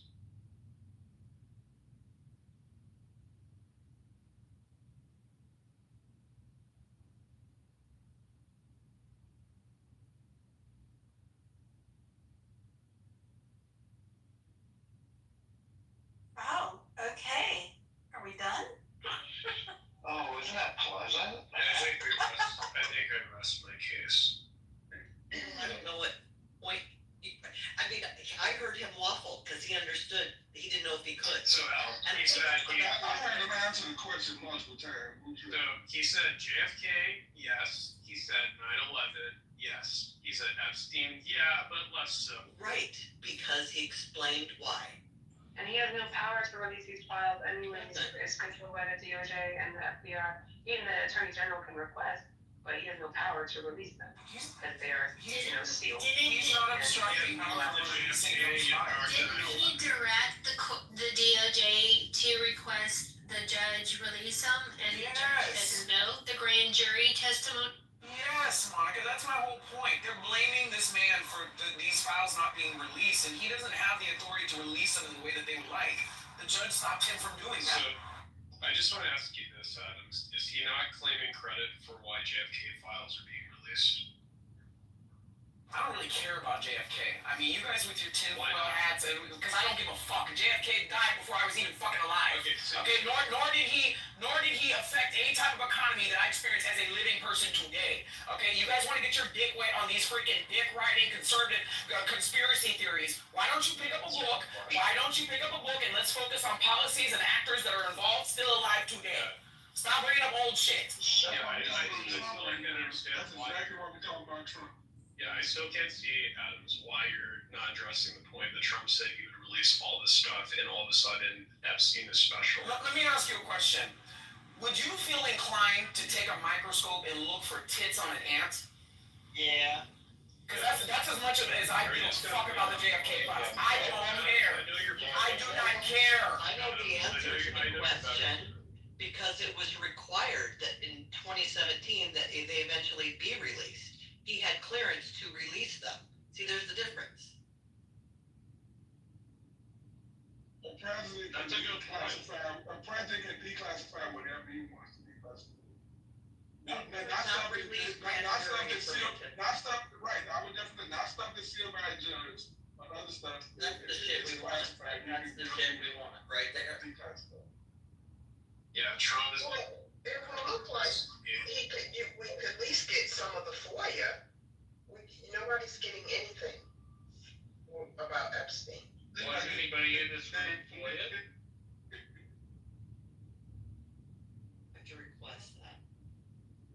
then we should stop both parties. We're gonna keep defending one over there, and then we're gonna keep getting fucked by all these fucking pedophiles. But we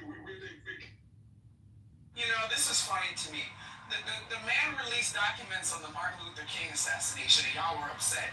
But then with this shit, you know, you guys are ready to lose your assholes over some shit about JFK.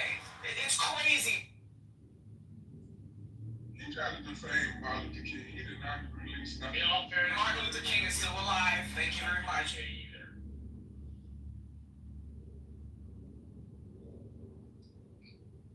Yeah, still not releasing the Epstein files. Well, yeah, but there was a little bit of detail added to that, which is like, if they're sealed by a court, he can't release them no matter what he wants to do, because sealing by a court means you have to have a federal judge to unseal it. It means the executive doesn't have the power to unseal it himself.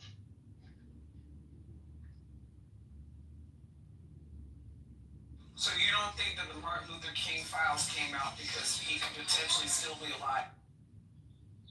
What the fuck are you talking about? What are you talking about? You don't know that he got assassinated. For all we know, listen, I'll tell you right now.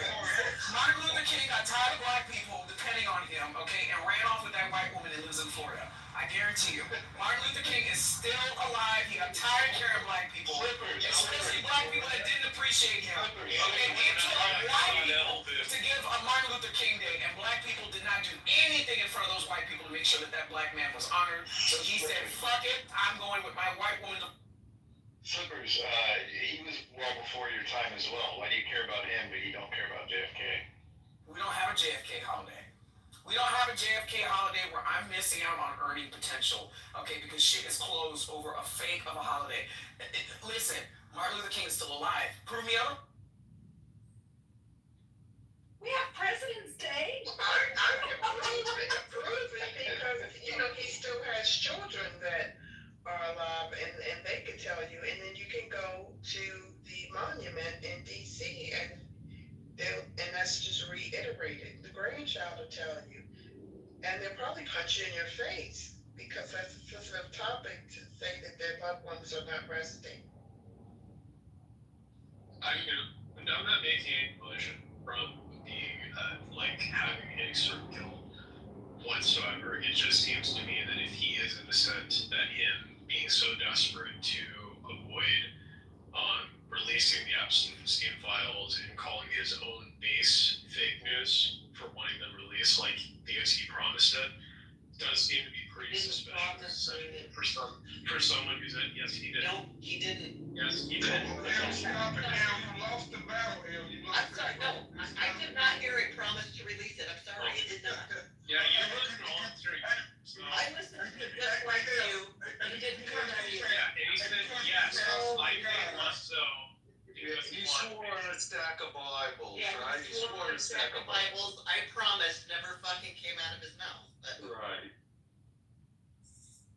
They're so funny. Well, and like I said, that doesn't really address my issue with Trump anyway. Listening to the clip, I agree he said yes, and I agree he tried to walk it back.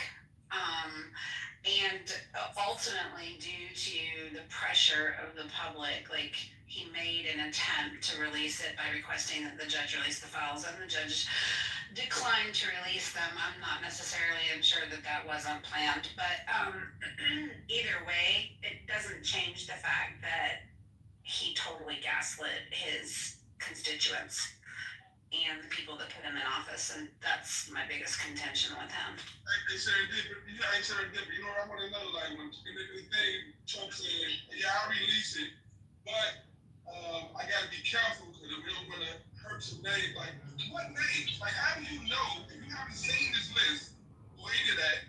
How do you know if all this shit is sealed? What names are you talking about that you don't want to hurt?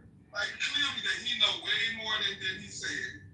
That statement alone let you know. I think that's entirely a possibility. I think that's entirely a possibility. I mean, the thing of it is, these elite, billionaires, they run in circles. I think that's entirely a possibility, but like, that's irrelevant. That's that's irrelevant to me because, like I said, I'm pretty sure those files are full of mutually destructible information on both sides of the aisle. I think it would be egg on the face of all of the American people. I don't even know that releasing the Epstein files at this point, number one, would be accurate because so many people have had the opportunity to manipulate and play with them. Number two, that it would be beneficial for us on a global scale to release the files because I have a sneaking suspicion it's going to be shit ton embarrassing for a lot of entities globally. But just own that. You can say, you know what, I thought I could, I can't. Like you can own that. Don't turn around and particularly the people that put you in office gaslight them and act like they're fucking crazy. Like, why are you still talking about this shit? I mean, that's my big issue with them. You ran on transparency and then you're gonna turn around and turn on your base? Like, who the fuck does that? Do you think he got one vote from saying that he might release it? You know, I don't think he got one vote. I think transparency is a big issue to a lot of people in this country. Yes, I do. It is. You're right. I don't disagree with you, but I guess it's up to a judge to release it. Hey, Jude, I definitely think he got some votes because a lot of his supporters wasn't thinking about him on the list. I don't know why, but they was thinking about it, exposing a bunch of Democrats who like Bill Clinton and things like that. So yes, I do think people voted for him because of that list. And they were going to shame Democrats. Well, I think the list was tied into the assassination of the Kennedy brothers and Martin Luther King. It was, let's release it all. Let's, show it. Let's be open to everything. Sometimes you can't. And the Kennedy brothers, what conclusions came out of those lists? There were so many conspiracy theories on who killed Kennedy, who killed Robert Kennedy, and it's still going on. People saw Sirhan, people didn't see Sirhan. I mean, I was alive when Kennedy was killed. I was by the television set. I heard the rumors. I saw a live on TV Jack Ruby get killed. Or Jack Ruby kill Oswald. And then the rumors started flowing out again. We're never going to fucking find out the truth. You can say what you want. I mean, I think really just that this is kind of the problem he's got is that Trump created his own, based on conspiracy theories, and then is now complaining that it is now, he's now having to deal with conspiracy theories being made about him while you started it, bro. Yeah, it's true. There's some truth in that. I'm not gonna say no, but don't you think they want us talking about this? That's the whole thing. Both sides want us arguing and fighting, but we're not gonna know the fucking truth about this. And maybe he's protecting Bill Clinton for whatever reason. I don't want to see anything happen to Bill Clinton. I wasn't a Bill Clinton fan. If Bill Clinton raped the little girl, I want something to fucking happen. Absolutely. That's right. With Donald Me Trump, too. the same thing with the rest of the motherfuckers. What are you talking about? If Bill Clinton raped the little girl, I agree with you. But then think of the little girl. She's gonna have to testify. This shit's gonna be hanging. What? Are we really talking about we don't care about holding pedophiles accountable? So hold the pedophiles. I want the pedophiles to be held accountable. But in this world, a lot of pedophiles are in Congress and all this shit, and nothing's gonna happen to them. Yeah, because people like you think it's okay, and I don't think it's okay. We need to stop. If you believe that Congress full of pedophiles should work together to get all these fucking congressmen and senators out of fucking office, including the president and anybody that's connected to this shit. Like, what are you talking about? I agree with you. There's nothing we can do. It's crazy. God, it's amazing. If you had this energy the last 4 years, just think what could have happened. I did. I had the same energy the last If only Biden could have had that energy the last career. If only we could ever focus on the current administration at hand. Like I said, if only you don't All we know, actually, you don't like to hear about. Put the wrong title. Whataboutism. What about There's a chains of it. I don't know what you're talking. The name of this room is whataboutism. Whataboutism. That's it. That's it. And that is the point that I was trying to make, is in order to stop having the whataboutism conversations, like, I personally don't care what the Democrats take accountability for, because I want to be better than that. And as long as you continue to keep having the whataboutism conversations, nobody's actually really talking. All we're trying to do is one-up each other. Yeah, and I mean, that's really the thing. It's just Republicans don't have the right to call themselves the party of law and order. They don't have the right to call themselves the party of color. Truest. I know. Red bad, blue good, blah, blah, blah. Yeah. I'm saying the Republicans don't mean anything. They used to have these rights to call themselves this. There's a time. Republicans were never law and order. Both parties are corrupt. It's just a degree of corruption we're arguing against. Yeah, What's that line from The Godfather? We're both part of the same. Come on. The line of It's not that memorable. Must not be that great of a line. No, I said, hey, I'm too old to remember every line I ever heard. The line that comes to mind is same corporation, different divisions. No, that's not the one. Pacino said it. We're both part of the same hypocrisy. He was talking to a politician. Queens, Staten Island, or Long Island? Neither. You don't think that's New York something. Yeah, I think it's interesting. There's a poll that was recently done as collected by CNN that showed that 45% of the world considers Trump to be a greater threat to world peace, while only 17% consider Kim Jong-un. And it was like 9% consider Putin. You know what I think is interesting? Yeah, pull it up. You know what I think is interesting? That a Democrat just turn a blind eye to these transgender people that they groom and make them go crazy, brainwash them, and then they go shoot up schools with little kids. That's what I think is. And you're right about that. I'm just confused as to how. And then they point all the fingers to the conservatives, to the Republicans. But no one's talking about that. Apparently, whenever it's a white straight person, it's never because of their skin. When has it been a white straight person? When has it been a white straight person? I know, like, the last 4 shootings have been transgender. Yeah, how about the last 3 decades? Who cares about the last 3 decades? We're talking about now. People got you. We're talking about now. Now you want to say this. I just hear what. Now you guys want to just turn a blind eye, right? When it's a transgender. Hello, any Democrats out there? Any lefties? Hello. What are we supposed to do? Not.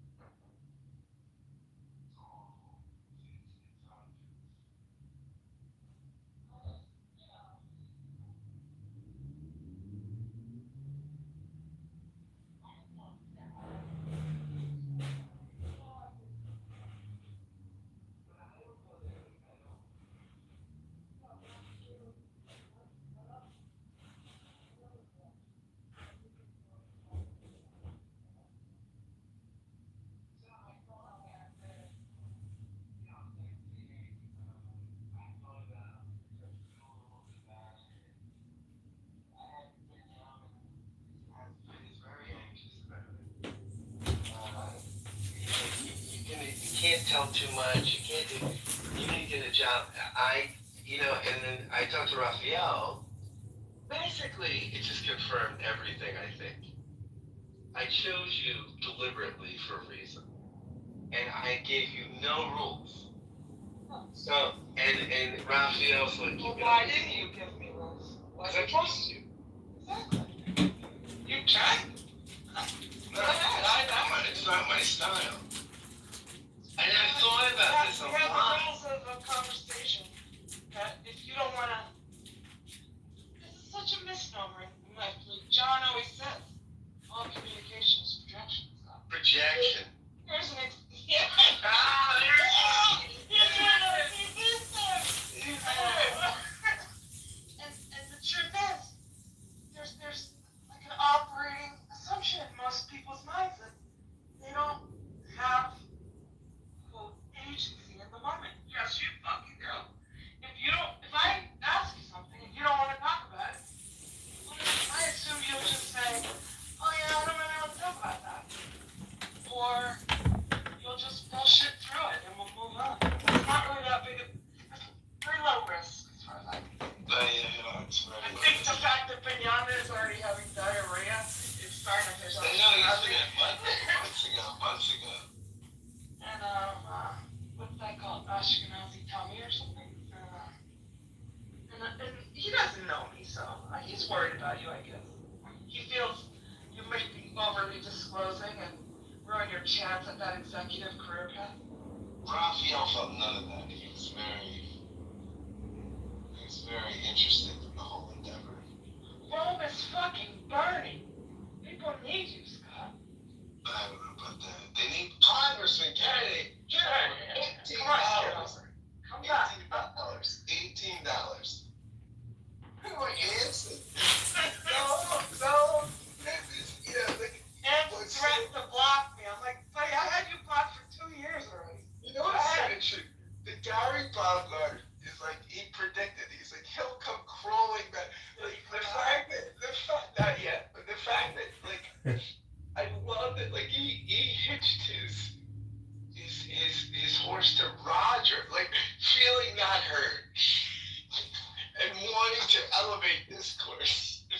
Well, then Roger and I decided, and then when Anson was describing it, he was like, you can do polls. Who's the nine? Let's pause for speculation. Hold on, please. This is John. Let's I would like to share at this time. Let's Kitover.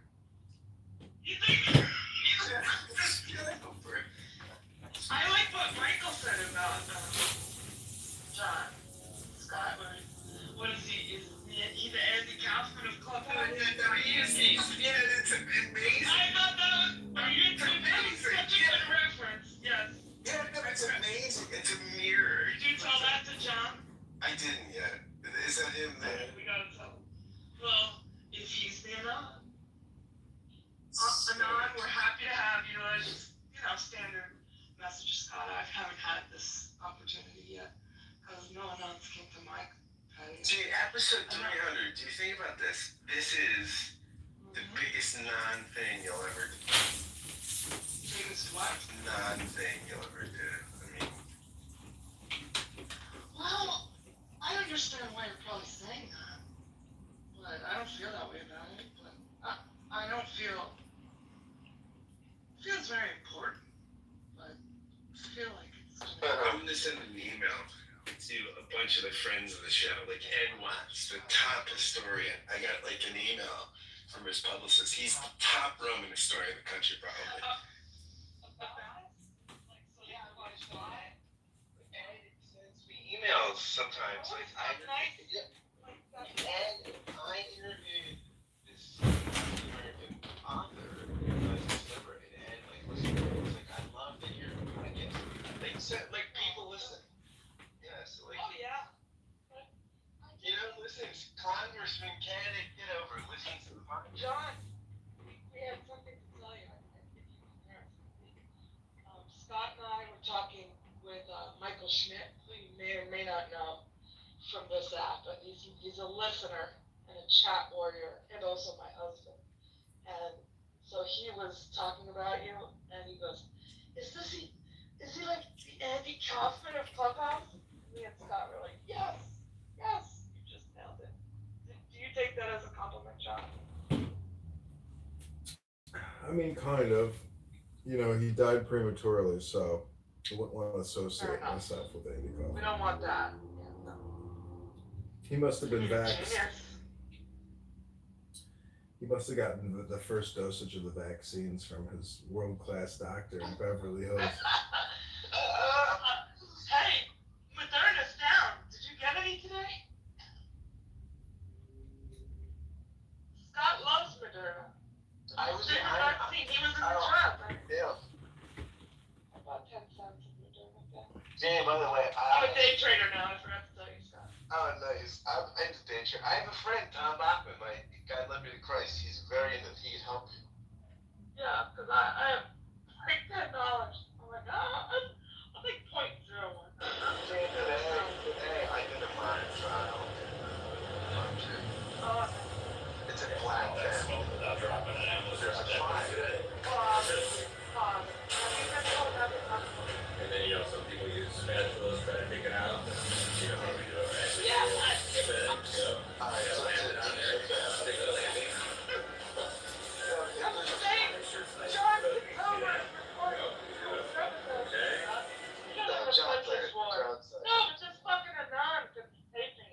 That's me. You're out for blood. Oh, okay, John. No, so I signed a disclosure, so I won't say real details, but it's basically a family that it's a real case, everything, and there's a fire, and I'm a mock juror, and I'm like, yeah, we're gonna award the family, give them all the money, just give this family the $100 million. You're a subject matter expert in this. And then the defense attorney comes up, and they're like, well, let's look at the fire alarm, and did it, do its job. And I was like, oh my God, it did do its job. And like, I kind of went the other way.